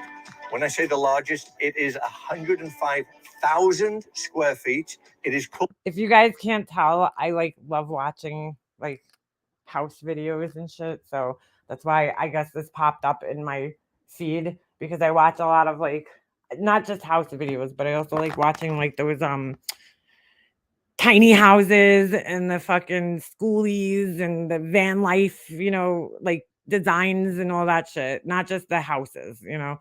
But I guess that's why this popped up in my feed. I don't know, but it just popped up one day and I watched it and I was like, we are with the one and only Niall, who is the visionary behind this. He built this, and he is just an incredible guy, and he's going to show us around this house that no cameras have seen this house before in its entirety, ever. Is that correct? All right, so I have no idea. This guy just must be like a developer, but he must be fucking loaded too at the same time. That's right. So this is a world debut. Let's do it. Let me show you. Come on. So we got a it's like a moat that goes stone door. Like, look at this fucking that thing. opens into itself. Check that out. There's literally a moat in front of this fucking house. Out. A moat. Electric stone. Look at the front door. That's the front door. It's not even a door. It's like it just slides open. Fucking great. Like a fucking Walmart. Only it's made out of marble. Door. Biometric. We have the latest technology in the house. Whatever the fuck that means. I'm sorry. I have to copy that. Like, stop it so that I don't get copyright infringement. Whoa, guys! I have never been in this house. All right, now look at this. This is like the main foyer entry into the house, and like so it just opens right straight through to the back. But you could close that, those windows or whatever. Something comes down to close the house. He has it all open right now, but like, I don't care for some of the artwork, like that thing. No, I don't know what the fuck that is. I'm not really big into like abstract art, but like, just like the whole concept of the house, you'll see. Before, this is the first time walking through the door. Adam has never been in this house before. Like, I'm sorry, this looks more like an office building to me than a house, but it's insane. I don't even know I what just to never say. imagined being this Wait rich. till we're done. Let me show you over here. So we'll come and go this way. This is a lot of the artwork we have, the sculpture done original for this house. This artwork here is from Michael Phelps. It's called Unity, and it was made for the house. It turns 360 degrees. Michael Phelps, the swimmer? Who's Michael Phelps? This foyer, because there's so many seating areas in the house, this foyer is a true foyer. It's like an art gallery when you first enter. This foyer. All right, hold on a second. Was it this house or his other house? A fucking DJ stand pops up in the middle of the house. Hold on. I think it's this house. Big anymore because I've done it so many times. I think it might be the other house, buddy. A 2-story office with an office balcony. I have to ask you a question. Do you get lost in here? I don't. I mean, and for me, this is the office. It doesn't even feel big anymore because I've done it so many times. But you know, I know it is big. Also, but one thing you guys need to know. Like, just look at the windows on this house. Like, you would think to yourself, okay, I feel really fucking exposed because like these big windows, but you really wouldn't because you're on like private property. Like, there's nobody around. The ocean is right there. So Brad and Angelina's, I never seen their house. 10 years in the making, right? 10 years. December 2012 is when I first. All right, so that's the office. I'm gonna skip through because we don't need to. How high are these ceilings now? All this bullshit. Right, that's the office. That's just the office, right? Multiple meetings at the same time. But it was very important for me that the house feels comfortable and warm, which that's why I did the use of like really nice, warm suede wallpaper. Whoa, check this out. Is this not the Four Seasons? Like, this looks like a fucking hotel I feel lobby. like I'm in the Four Seasons. Oh my word. And the view today is like, just look at the wall. Like, what is that? You know, it's just insane. The thing that is crazy about this house, there's so many crazy, beautiful things, but one of them is I have a backyard with a view of the entire LA basin and All right, let's just get to that. Look at this fucking order to have sculpture this thing free outside. view Hold on, this thing's sick. It's like a moat. And the reason that we it's two angel wings. I don't know. I don't remember if they showed it close up, but it's like two angel wings, and like each it's hard to see from here, but like each one of those things is hand blown glass. So like picture each feather on the wing is fucking hand blown glass. Like, it was like made in Italy by some. get I a don't know. moat here. If you notice, where there is not a moat, you see the glass. Oh wait, rail. no, they're not on the ocean. My running bad. I thought they were on the ocean. trailing. They're not. They're just on like a fucking random hill. All right, I'm gonna fast forward through this. Italy, part. there's a sphere there it in is. the middle of the town that's done by this same artist. And Look at that this thing. artist was Like, nice what? enough to make this for us. And because they wanted to be involved in the one, but it's turned into something so much more That thing's because really my ex-wife, I'm just getting I like divorced. the hand-blown Unfortunately, glass. it was a whirlwind relationship. I met her during COVID and it didn't work out, but maybe it will still at the end. Oh my god. So this guy's like telling his life problems on here. All right, hold on. Where's like the really fucking crazy rooms? So you can see, like Unbelievable. I picked out every single thing in this house, every paint color, Like look how open the house is. Like it's so weird. It's like inside and outside. It's like every a stone, hotel. every tile, all of the furniture. I worked with the furniture company, but you know, This guy's like insane too. you've seen a house like this, but I learned over. All right, we saw this room already. Mitchell. Talking about the flowers. We don't care about those. I want you guys to The see the cellar. bedrooms and shit. That's what's Old. fucking crazy. I've Oh, never this been is in a here, but fucking wine cellar in the middle of the house. This is the wine cellar for the Jeroboams or bigger. So these are all for the large format wines, and it's all temperature. Look at this. Like imagine you like have your friends over. You're like, yeah, I just gotta go get wine. Obviously, it's not fully done because there's scaffolding in there. controlled. It's never been in here temperature before. controlled wine cellar. Like look at this. So fucking like thing. the big bottles will go here, and then the bigger bottles will be here all the way. Look at that. And it's all temperature controlled. Fucking wine cellar. Unbelievable. There'll be a rolling ladder. These are the best lights I've ever seen. Well, ever. and you know, when we had these lights delivered, these were on a semi truck, and they are so big, but when they come in here, you don't notice.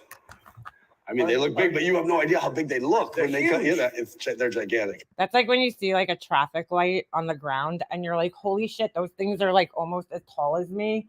Like, I didn't know that. That's what that thing is like, dude. Those things are fucking huge. It's crazy. They're absolutely huge. Adam, this is. Look this at this is- guy's There's shirt, 20 by the chairs way. around this table. So we have another Stunning. art piece. All of these are made overseas with our designs. This one goes all 3 levels from the top all the way down to the bottom, and it's free floating chain. I just can't even imagine living in this fucking house. I just can't even imagine it. in here, Niall? It was very difficult. Well, we had the circles this made, thing. and then we had a look. All the way from the fucking bottom to the top. artist- Like what? Like what the fuck? Amazing. I guess that all just comes with. All right, wait. Where's the bathrooms and shit? That's what I want. We have 2 powder rooms here. Can we Powder take a room. peek? Sure. All the powder rooms have total electric toilets in them. I want you guys to see the closets and stuff. It's just fucking Greetings. crazy. Look, the toilet opens up when you walk over to it. All the doors here are electric, so you push the button, they'll open automatically. This is butler's pantry. This is really cool.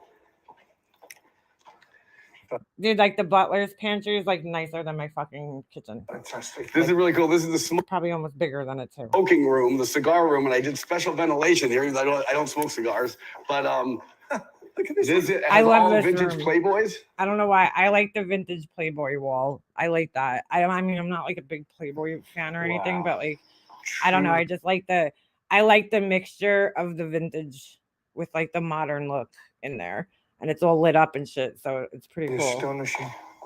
The entryway is so dramatic. When I pulled up, I thought I was going to, I don't know, Fort Knox or something. Entryway.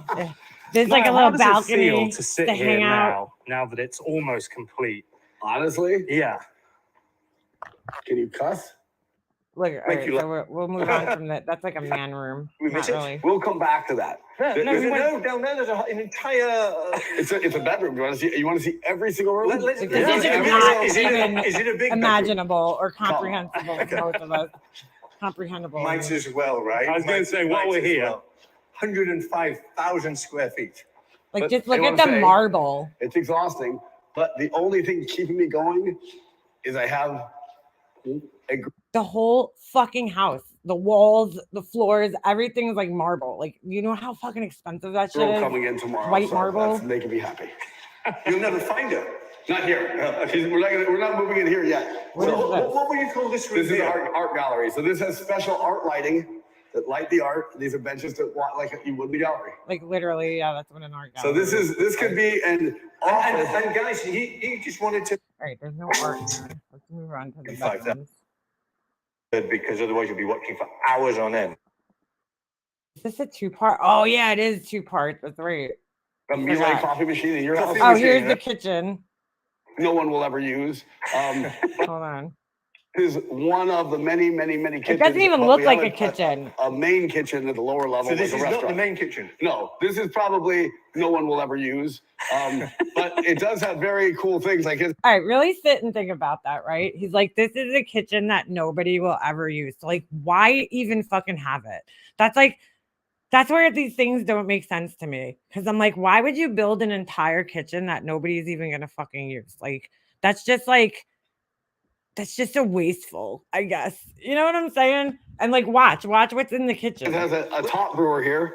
And this is really cool because I don't know if you have like a Miele coffee machine in your Coffee house. machine, right? No, but this is the coffee machine of all coffee machines. So this has an iPad and you can make every kind of coffee, tea, anything you want. But the cool thing about it is this is the setup here. So it holds the milk and keeps I like how he has all this fancy shit, and then there's like a fucking like Nest camera sitting on the counter that you could buy from like Walmart.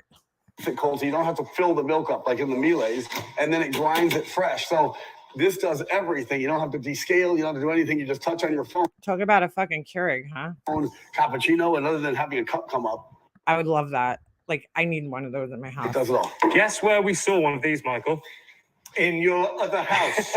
Now, mind you could tell that this house was designed by a man because it's very masculine. There's no feminine touches anywhere. In your tiny little 18,000 foot house that was 65 million bucks. 18,000. Which one was that? Which did you go to? I forget the address. Like, how did this guy get this fucking? Isn't it? Oh shit! I didn't even realize there's chapters. All electronics and stuff. Wild. Oh, Wow. all right. So hold on.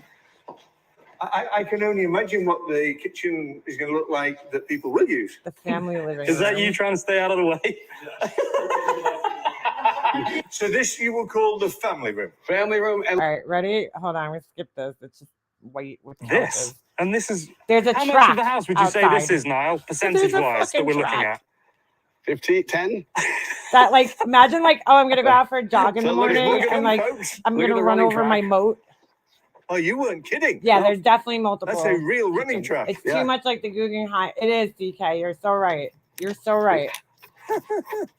That's why I'm saying, like, it looks like an office building more than a house. But like, if you're this ridiculously rich, why the fuck not? You know what I'm saying? It's nice because you'll have lights on one side. Like, if somebody was gonna just say, "Here, Liana, you can live in this house," I'm not gonna fight that. I'm not gonna be like, "No, it's not my style," like, because it's not, you know. But it's like ultra modern, but like, it's fuck. I'll live there. And you'll Shit. have the water with the lights on the other side, and you could run all the way to where the front door is and back. So when I came, It's just like a good example of like American wealth and how fucking wasteful people are. here earlier, that's I really what it drove is. past the house. Yes, it goes forever. Yeah. It goes forever. So much so, you could fill the tank of a car that uses a lot of gas and run out before you get to the end of the house. That's how long Yeah, it is. probably. I mean, how many people is this hot tub for, Niall? Oh, so here's the outdoor barbecue. This is area. really Hold nuts on. over here. This is like a Wolfgang Puck barbecue. If you've ever seen a barbecue Could you imagine having all that white shit and like trying like to keep this, it you let clean? me know. Oh. Like, imagine having this. Like, I'm having my friends over. They don't have these in hotels. No, this is Look no. at this. I've never seen a barbecue. Look at This is the outdoor kitchen, like a full kitchen, this. outdoors. Normally in my videos, I open things and say, this is a nice, I don't even know what 3/4 of the things are So in here. this is a ice holder. This is the type of house that you just like rent out for like fucking whatever. You know what I'm saying? Oh, because look, there's a nightclub. There's If a you look full over fucking here, nightclub. you can see there's a gate from the street. If you want to have people come in from the street to Look the at that nightclub, little we're going to go through the back way. water Okay, area. so It's you pretty could cool. you could have people come here without entering the house. Yes, in They fact, go straight into the yeah, nightclub. you know what? We'll go through the front way since we're doing this, but it'll be a little confusing until we get there. But follow me. So this is my artwork, and I have one in a glass case in my I other house love that says that. giraffe, anatomically correct giraffe skeleton. What the fuck? Anatomically correct. All right, we're gonna skip some of this. The library. What's this? The office balcony, the bedrooms. Hold on.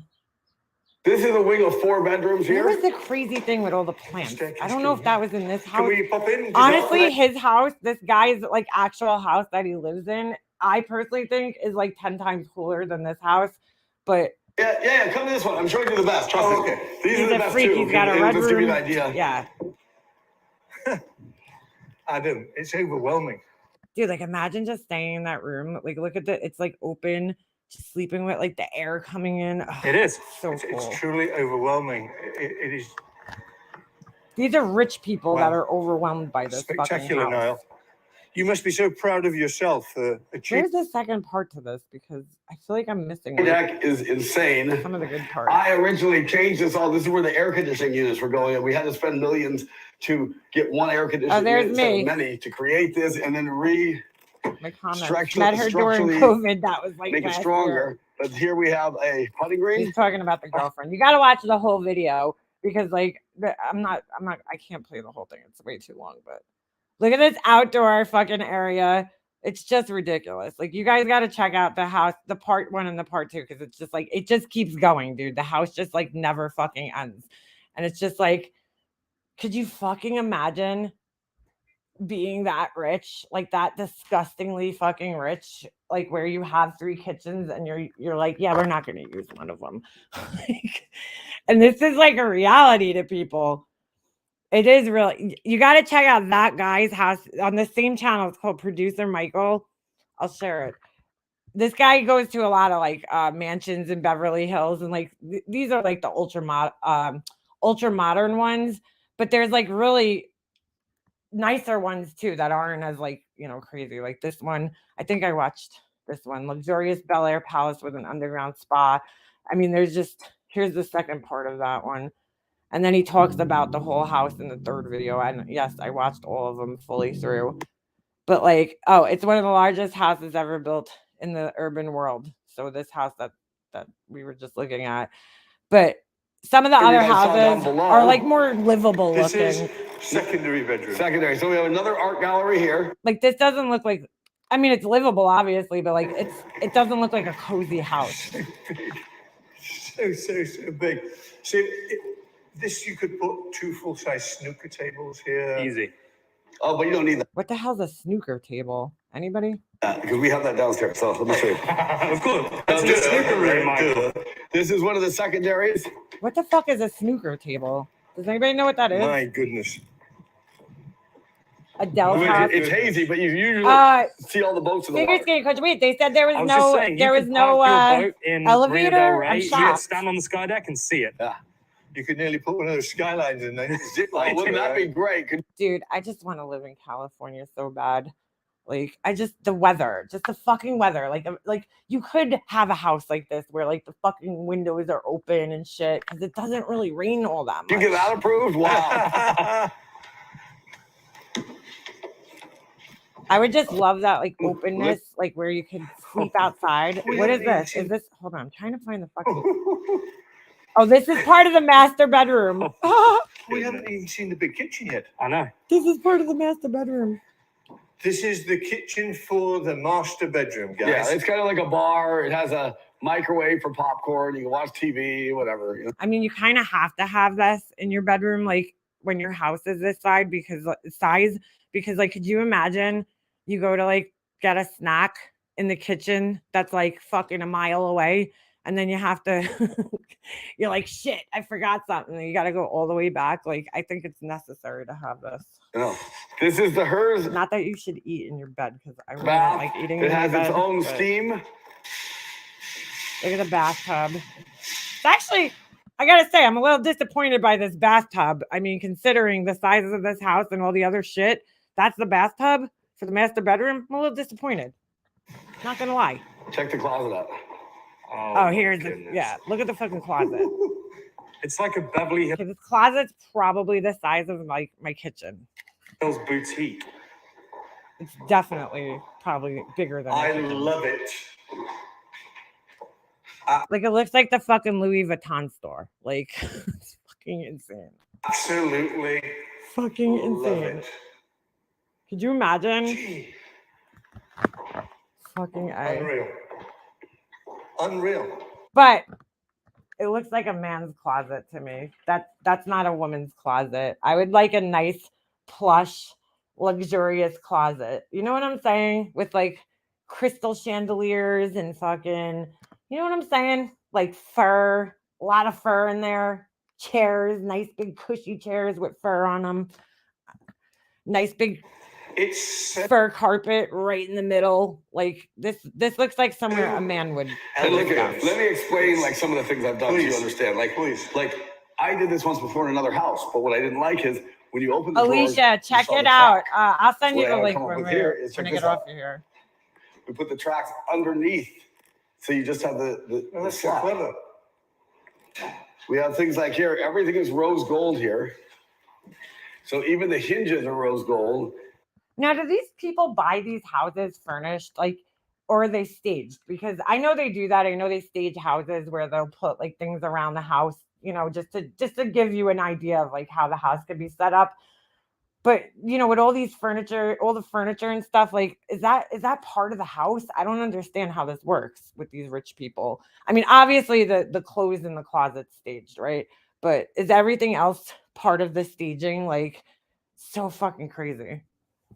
And they're all Like lined the and sprayed. artwork, you know? So they're all like hand stitched. It's like Aston Martin. I have to say, this man's attention to detail is like on another fucking level. It really is. If you watch this whole video, you'll understand why I'm saying that. What's this now? Wow, look at that tub. He touches his crotch a lot for some reason. That's a It's small there, tub. buddy. Yeah. 3 showers? No, it's a toilet. It's a shower. It's a steam. Then over And here, It's a what? A shower and a what? A steam? they're half frosted. Why do I yeah, have closed top? gradually. I thought that looked better, you know, so you don't see. Beautiful. So what do we have here? We have Toilet. Where the fuck do you even start when you're designing a house like this? Like, that's what I don't understand. Like, it's so customized. You know what I'm saying? That it's like, how, like, just like I had enough trouble just doing my little kitchen. How do you even start with something like this? toilet, Shower. steam. Steam with a view. Steam. Amazing. Wow. And here's one of those. Again, you have this tub in the other house, right? Same similar, style. yeah. This is his closet. This is where the built-in watch winder goes, but this one's for like 35 watts. Oh, so this is like a man's closet. The other here. one looks kind of like a man's Yeah. closet to me, but this I is don't the even real wanna watch man's it anymore. closet. This is beautiful. Like, just like the lighting on every shelf. Like, imagine. Oh, it's so cool. Then I'll show you something you've never seen. Keep in mind, Can't the even bed has to imagine be it. made custom because this bed's way too small. Like, I'd like to just live in the closet in this fucking house. How's that? I don't even care about the rest of the house. I'll fucking sleep in the closet. Even though it's a king, I need to get a custom one made because it looks so small in this bedroom, and it has a TV Herbie, that yeah. comes out of the wall and spins 300. You know what? It probably is a lot of maintenance to keep up with, but at the same time, you're so rich that you don't have to do it. You don't have to do any of it. And you're probably not even like, most of those rooms are just sitting there. Like, you know what I'm saying? They're not getting like messed up because the house is so big. Like, there's no way you could possibly use the entire house. You know, like the reality is these people probably only live in a very small portion of the house where they actually like live and hang out. Which is crazy because why 60 have all degrees, this and space? it has your own master bedroom swimming pool. Check it out. Fucking swimming pool for the bedroom. What? My goodness me. Office, swimming pool, hot tub, waterfall, deep plunge. Look at the fucking pool, Look dude. at that. It's glass. The entire thing is glass. How sick is this pool? Look how thick this is. The pool is This is- glass. Oh Like, my goodness. it's What is sick. that? That's 3 inches. Unreal. Hold on, I gotta go up here and take a look. Unreal. Look at this pool. And then here there's a spa. Unbelievable. Wow. Can you tell I'm lost? Do they tint the water? How does it get Words. so blue looking?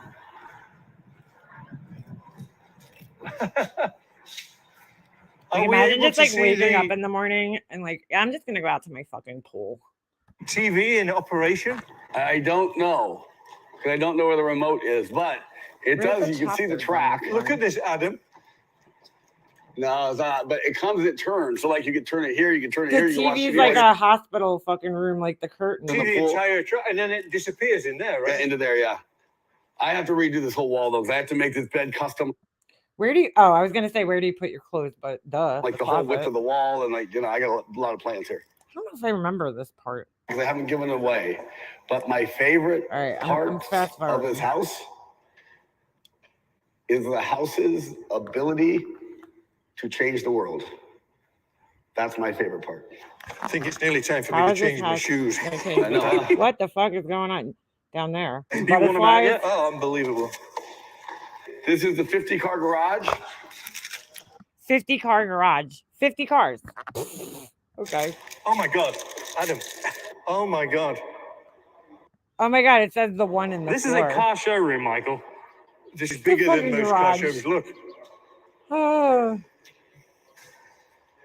This is literally like an office building, though. Hold on, I'm trying to go. Well, what is this? I don't remember. Which I thought was really nice, the light gray. Oh, there's like a full hair salon in here. Okay. Why? Hot tub, 2 treatment rooms. This is a water feature. Oh, This I is like a beauty this room. salon that has 3 haircut and 3 hair wash and 2 pedicure.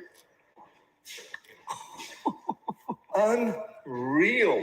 Like you literally don't have to leave this house if you. And I live did it there. all with burgundy and rose gold, which I thought was really nice, the light gray. Yeah, it echoes. Unreal.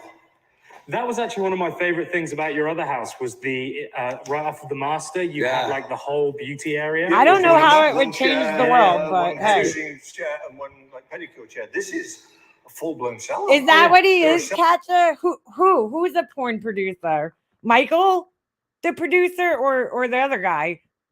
'Cause the other guy definitely looks like he's in fucking the porn business. I mean, not gonna lie. He reminds me of that guy that owns fucking Girls Gone Wild or some shit. I don't know. salons in Beverly Hills smaller than this. Yeah. So this is, and then this is a waiting area. This is a water feature. A waiting area. And then over here, this is our wet area, which is really cool. Where's With the another water, water though? feature that comes behind here, but then we have the dry sauna, steam sauna. We have 3 showers and the Dornbrock body deluge, which is a warm slab that drenches you with different kinds of water techniques. Like what? I don't even know what that means. Different vibe and like greenery and privacy like I Nice. have in my Londonderry house. Because you have so much view, you're exposed all the time. I want to see it. I thought it has to be in his other house. His Still eating regular the house that he cheeseburger. lives in is really fucking cool. Full That is gym, of course, because why wouldn't there be in here? Hold on. pool table lounge. So when I said, Niall, have you I got don't know anywhere if I where ever watched the we second could watch part. the UFC? Yeah, I'm Oh, sure. there's a This fucking is the- bowling oh, alley. this isn't it. Why not? My No, goodness. this is not it. This is the bowling alley, 4-lane, and then this is a golf simulator. There's a fucking bowling alley in the house. My good. Look at the walls. Watch the walls. I know. Like, just there's so much fucking detail. I didn't think can't it could even get better. imagine. It just keeps getting The better. gym and juice bar. And it's so Golf tastefully done. simulator. Hold Everything on, is I'm so trying- Oh, movie tastefully- theater. There's a movie theater. Video. When you guys are done filming, that Chad, you gotta turn the light off again because I can't do it. I'm Like, sorry. look at the movie theater. I mean- what? I'm just gonna stand here for a second. And take it in. Look at the Hermes blankets. I know, I saw. Oh, here's the guest I'm trying house. to think where you could possibly have that. And this here, That's this where we're is going. I'm showing you. Come on, come on. Come on, Michael. I'd like to just live in the guest And house. this is on piles, so half of this is up in the air. This is it. unreal. What is And this? it's north-south. I have a fire pit at the end. I have a hot tub with water on 5 sides. I don't know if that's just like a. Oh, that's part of the guest house, I guess. Or- And it's north-south. I have a fire pit at the end. I have a hot tub. Hmm. Yeah. And Now here's the problem. that's This the thing. guy. It's missing a little bar. Nobody's hit living them. in this house, Just so look it's just literally sitting acres of- there, Can you imagine 7? and he This has is to like- maintain it. Yeah, $500 great million. views, beautiful bathrooms. Is Then that here's all right? of here, because come straight down. And they have a living room. Oh, this is just Ginormous. Anyway, this is the whole thing outside.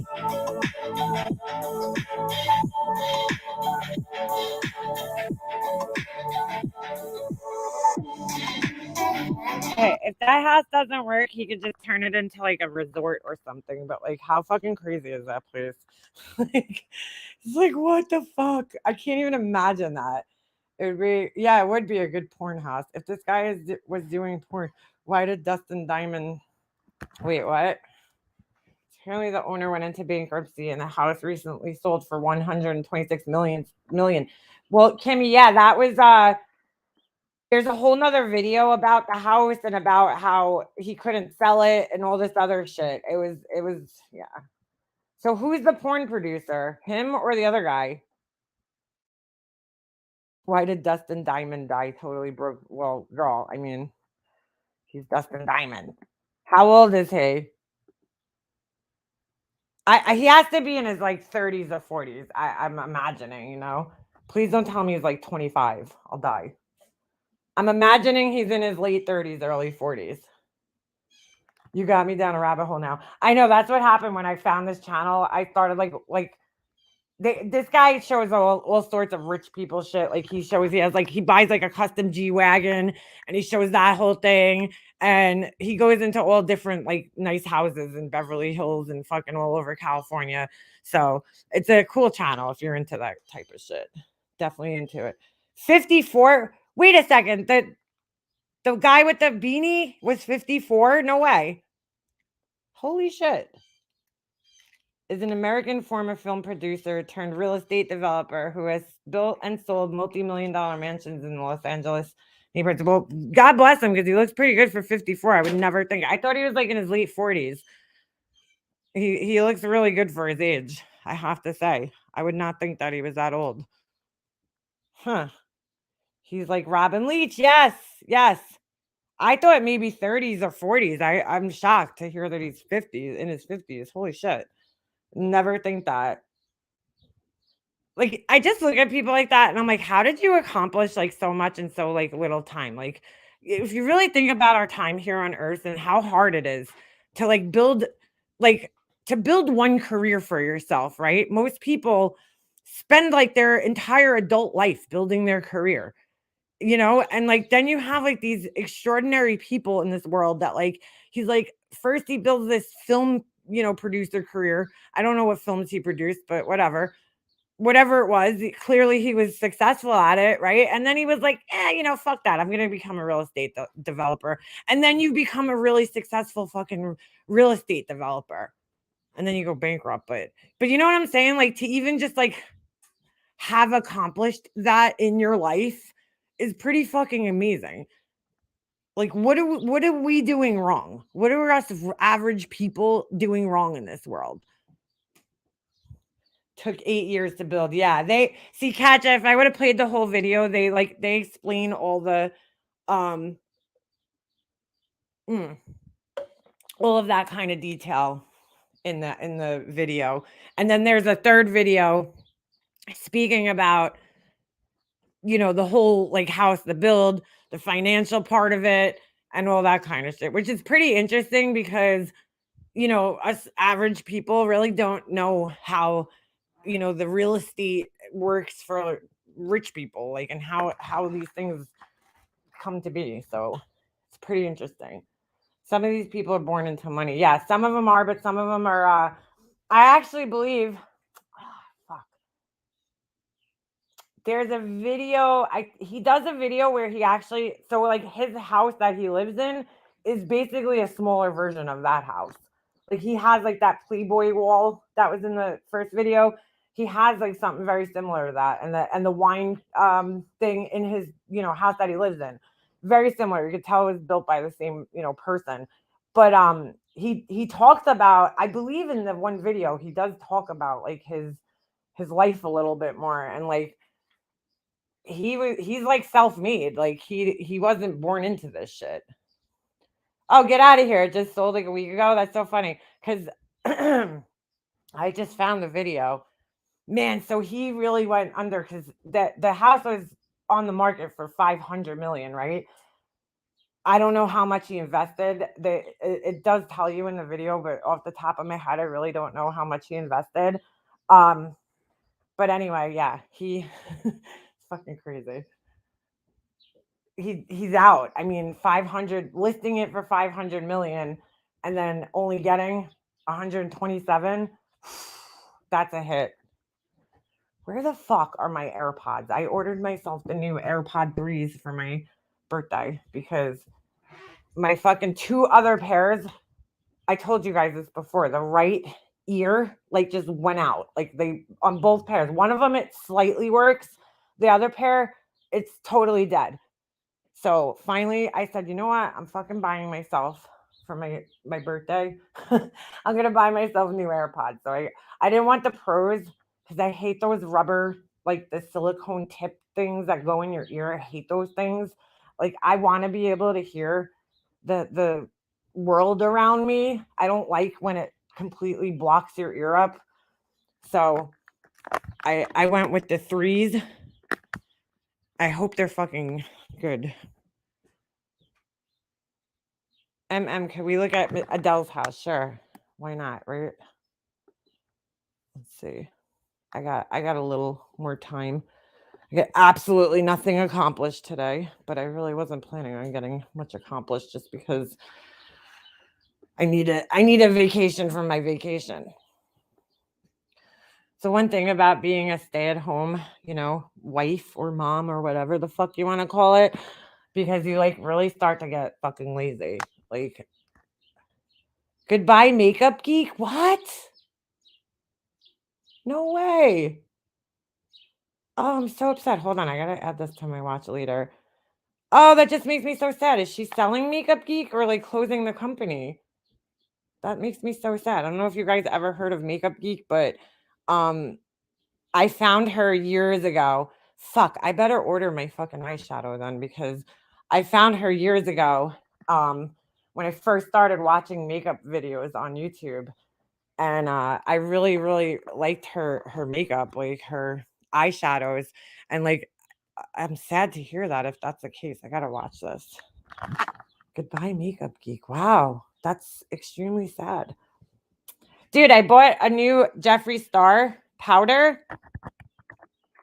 And fucking, there was a fingerprint on it. I was kind of like, what the fuck? When I opened it.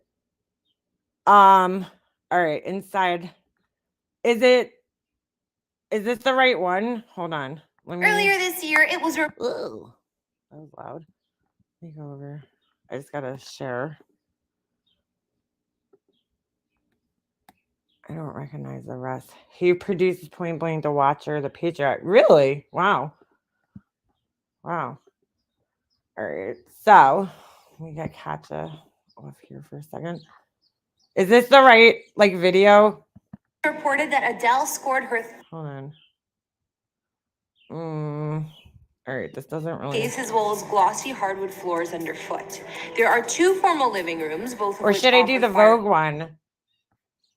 Like the scene. Oh no, this is 73 questions with her. See, like this looks like a normal house to me.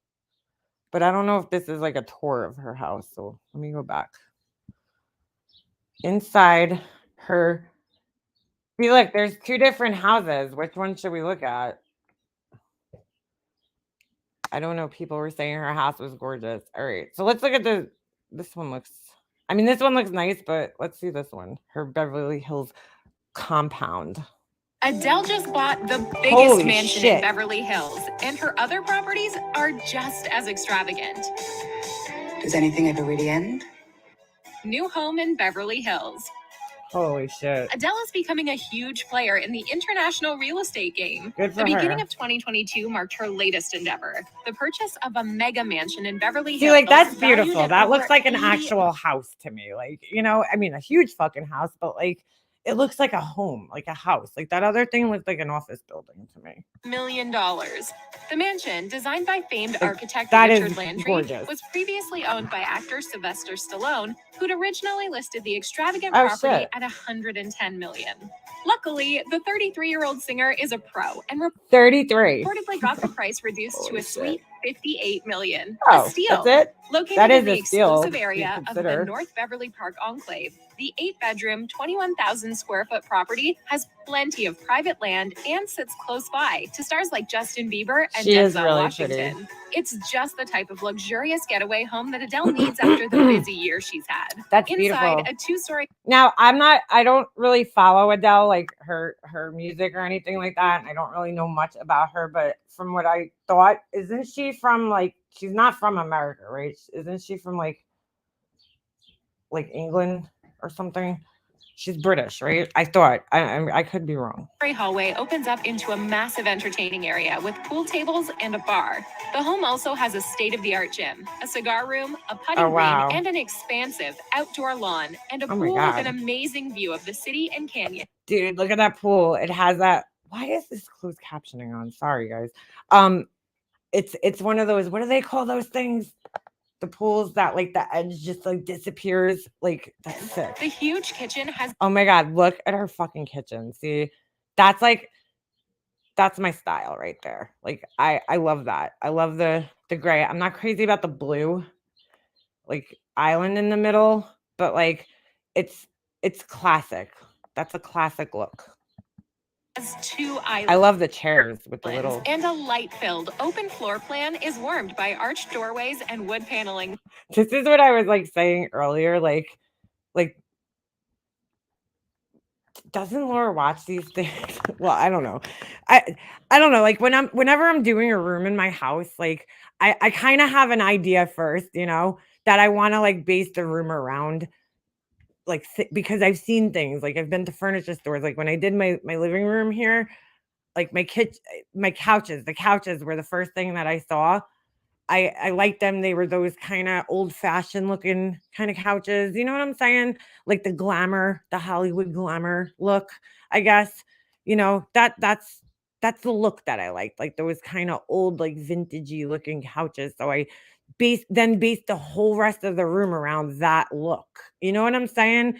And I wanted it to still be like warm and comfy. And I have some of my mom's things in here. Like I have she has some like antique kind of things. So it's a mixture of like a little modern and a little vintagey shit. You know what I'm saying? But like I looked on Pinterest for like inspiration, like to build the whole room around it. Like I just don't know where her inspiration came from for this makeover, this most recent makeover. Throughout. Seriously, is this the house or a luxury resort? It looks like a luxury First, resort. Beverly Hills Mansion. That's right. More than one mansion is necessary for the Hello singer. In 2016, Adele first officially Okay, added so the this is hills the to other her house. portfolio with a Beverly Hills mansion bought for $9.5 million with her ex, Simon Konecki. The big Konecki? purchase came soon after the singer signed her deal at Sony Records for a record-breaking $143 million. The 4-bedroom home was built Oh, wow, in the that's really 1970s cute. and has an elegant Hollywood feel. I like The that house. 6,500 square foot mansion has a gorgeous pool and guest house for visitors. Inside, the family room is a focal point with a large cozy Very fireplace pretty. and sitting area. Adele also chose the house for the multiple See, that looks like walk-in a home closets, to me. dreamy backyard garden, library You know nook, what I'm pool, saying? and spa. Second Beverly Hills mansion. Oh my God. Following her split from Konecki in 2019, Adele Ew. and her ex decided they wanted to co-parent their son He's like the most unattractive fucking man I've ever seen. Like, what the fuck is she thinking? Angelo, but didn't want to add a large commute to raising him together. So the star picked up another Beverly Hills property for around $10.65 million. Holy The shit. contemporary style home features an open floor plan What the with hell? a sunken living room for a mid-century vibe. It also has a fantastic garden area, pool, jacuzzi, a library, home gym, art studio, and Oh my 5 God. bedrooms. But the best part? It's right across the street from the first house. So What? the whole family could stay close by. Are those like 3 houses that are just super close to each other? That was kind of weird. That's weird. I don't know if I'd want to live that close to somebody. Right across the street from the first house. So the whole family could stay close by. Recently, the singer opened up about co-parenting with her ex, saying that in the end, the split was what's best for her She's son. beautiful. She said of her marriage, "I was just going through the motions and I wasn't happy. Neither of us did anything wrong. Neither of us hurt each other or anything like that." I think it's as loving as doing that for the kids by leaving and you know, finding your own happiness. I love her makeup. It's so like just simple but elegant at the same Third, time. Beverly Hills mansion. She has a good In makeup artist. 2021, Adele made yet another real estate purchase when she picked up a Beverly Hills mansion worth close to $10 million. Holy The star shit. bought the magnificent home from her longtime friend, Nicole Richie, and her husband, Joel Oh, wow. Madden. Back in 2015, the famous couple had paid just $6.7 million, but the property is well worth the markup price tag. The 1957 home has 5 bedrooms and 4 bathrooms and my takes God. up over 5,500 square feet. The half-acre property includes a pool, a spa, and a large garage. And the reason Jesus. Adele was so quick to snatch up this third Beverly Hills property for her portfolio, it's right next door to the other 2 that she already So owns. she basically like Altogether, owns the whole block. Well, that must be nice. Must be nice. Adele's Beverly Hills combined estates cost her just over $30 million. Wow. London property Kensington. After her second chart-topping album, Adele expanded her property portfolio to Okay, include a so she townhouse is in one of her favorite neighborhoods. The singer bought Betty's a home in hairdo Kensington, one night London for won 3 $7.7 Grammys. million. Not long after, she took over the apartment Dude. next door for $7.3 million. Dude, her hair is fucking fried. Like, she needs to, I don't know, dude. She needs to fucking chop it off, maybe just shave her head and start over. I really think the shaved head look would go with her whole, like, fucking image anyway. With the intention of combining the 2 properties into I mean, one large she's got the hardcore fucking, what's her name hair? Eileen Warnos. Eileen, whatever the fuck her name is. house. After the planned renovations, the luxury mansion will include 4 floors, 3 ensuite bedrooms, Wait, so is that a mansion or is that like and an a apartment massive building? playroom for the star's I'm son. confused. The ambitious renovations are set to cost about $3 million. 3 million. Continuing with her London portfolio, Adele also purchased a third apartment nearby for around $820,000 for her mother, Penny, to God. live in. That's her mom. Her mom looks like it's a sister. Malibu Vacation House. Even with a home that feels like an everyday getaway, busy I love that farm thing. That's so pretty. That's the one thing that's coming back in that I just like can't fully like commit to is the gold. Like the gold accents, like the knobs and the gold you know, like fixtures and stuff you're seeing. Like, because for how many years has everything been silver? You know what I'm saying? Now it's like, or like a brushed nickel or something. I don't know. It's like, or bronze, even like an oil rub bronze, like the gold. I don't know. I like the way it looks. I just like, that's a commitment right there. celebs like Adele still need a place to escape to. In 2015, she purchased a holiday home in sunny Malibu. The place set her back $5.2 million, Oh, but it's a was bunch of well worth it brownstones. with its ocean view infinity pool I have and a farm jacuzzi. sink, The 3,007 and that was like the one thing in my kitchen that I wanted so badly was the farm sink. Yes, it takes up a lot of fucking room. I think my sink is 3 feet wide. They take up a lot of room, but I love it. I wouldn't trade it. But the only thing was I wanted the cast iron white ones. Dude, those are so fucking expensive. Like the sink probably would have cost more than like my countertops. Like that's how expensive these fucking sinks are. So I ended up with a stainless steel farm sink, but I love it. And then I did I don't know, there's all different ways you can mount it. I didn't like the undermount where the countertop comes over it. So mine's like level with the countertop and I like it. I like the way it looks better. 770 square foot hacienda-style mansion is located in a secure, gated community and has plenty of famous neighbors That's like super Barbara cute. Streisand, Pierce Brosnan, and Pamela Anderson. Inside, Adele's Malibu Oh my retreat God. feels like pure luxury. The 3-bedroom mansion is decorated with a soft palette and features a fun Kat, you're like, yeah, go to her house. Like, I'm like, which one? She has circular like 20 bar. of them. I In didn't know that. 2017, the star sold the house for a bit of a loss They're all at beautiful, 4.8 though, million. I will say. Lock House, West Sussex Estate. Holy shit. How many In fucking houses 2011, does she Adele have? moved into a massive 13-bedroom mansion in West Sussex, I can't even imagine having one of these houses, let alone like fucking 10 of a them. county in southeast England. She rented the estate for around $2,400 per month with her then partner Simon Konecki. With Adele's fame rapidly growing, she liked the remote countryside location of the vast Not gonna lie, not into the outside of this property, one, which was named Lock House. but I'm The sure the singer inside also is loved beautiful. the 25 acres of privacy and the sweeping views of the adjacent national park.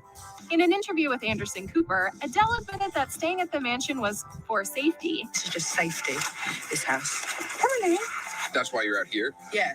The Art Deco style home featured a 1930s decor aesthetic with dark wood Yeah, paneling I'd say. and Persian carpets, combined with modern luxuries such as an Oh, indoor wow. pool, tennis courts, and a helicopter pad. And a helicopter In pad. 2018, just the in property case. sold for $9.8 million. UK Tudor Manor. Holy shit. In 2017, Adele once again added to her portfolio with My an husband 8-bedroom wants a Tudor-style farm thing. mansion in the rural area of East They're Grinstead, very- West listen, Sussex in the UK.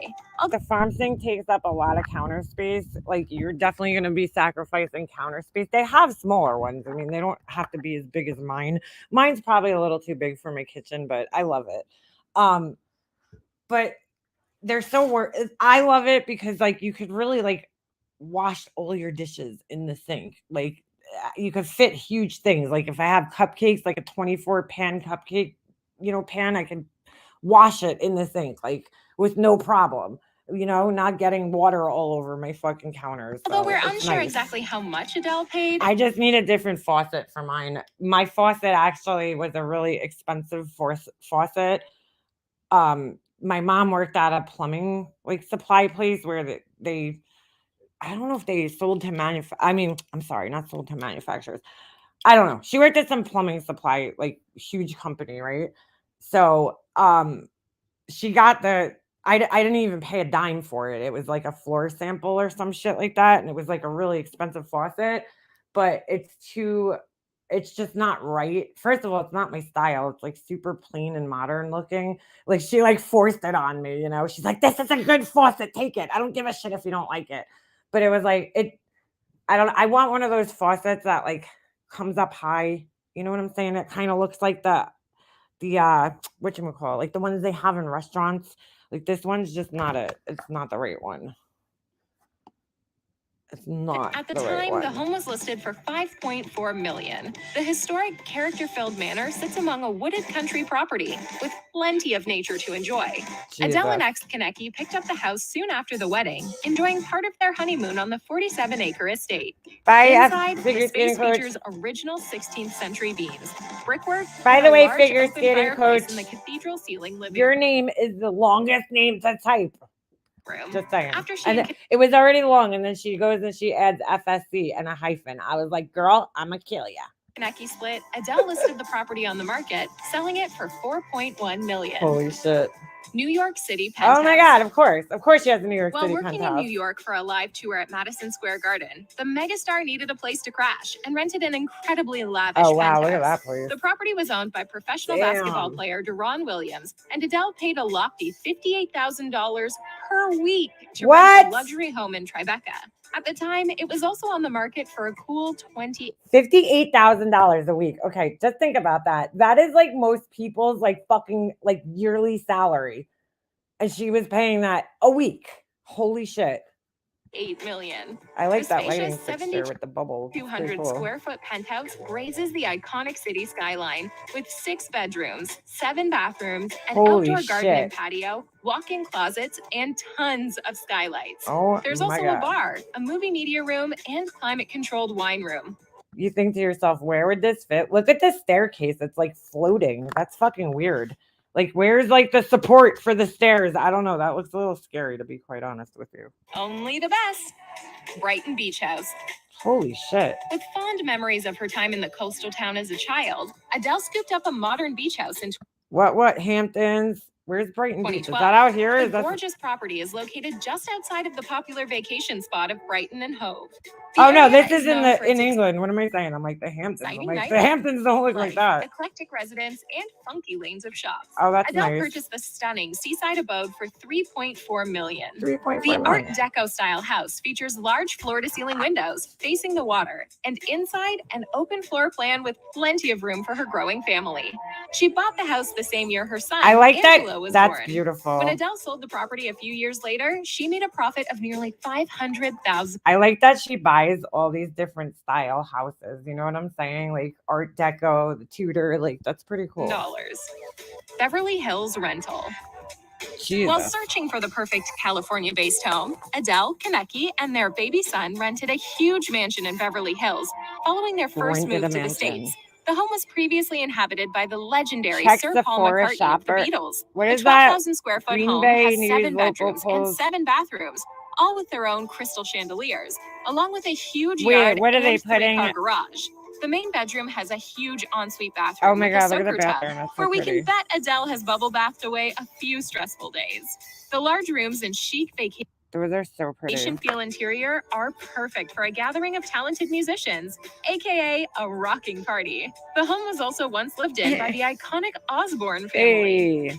Childhood in South London Holy and shit, flat man. in Nottingham.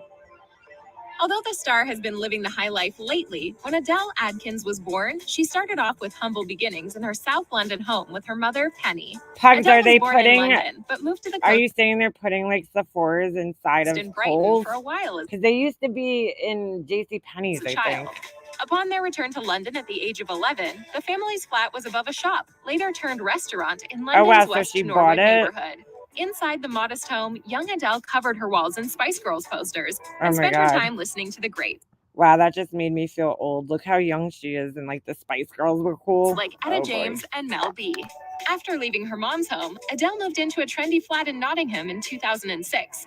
From there, the singer worked the live circuit, doing shows around the city. Adding Within hundreds of 2 satellites. years, she was signed and I producing her never debut album, Go 19. to Kohl's, so Which of Adele's homes would you like to live in? Let us know which of these. I have nothing against Kohl's. I just like there's not like well, there's one by me, but I don't know. I just never go there. It's like kind of out of the way, and it's just like I don't know. I never go there. It's not like on my list. So many people just fucking love that place. I just like I never go there for some reason. That's pretty cool though. They have there's a Target here that they just opened up.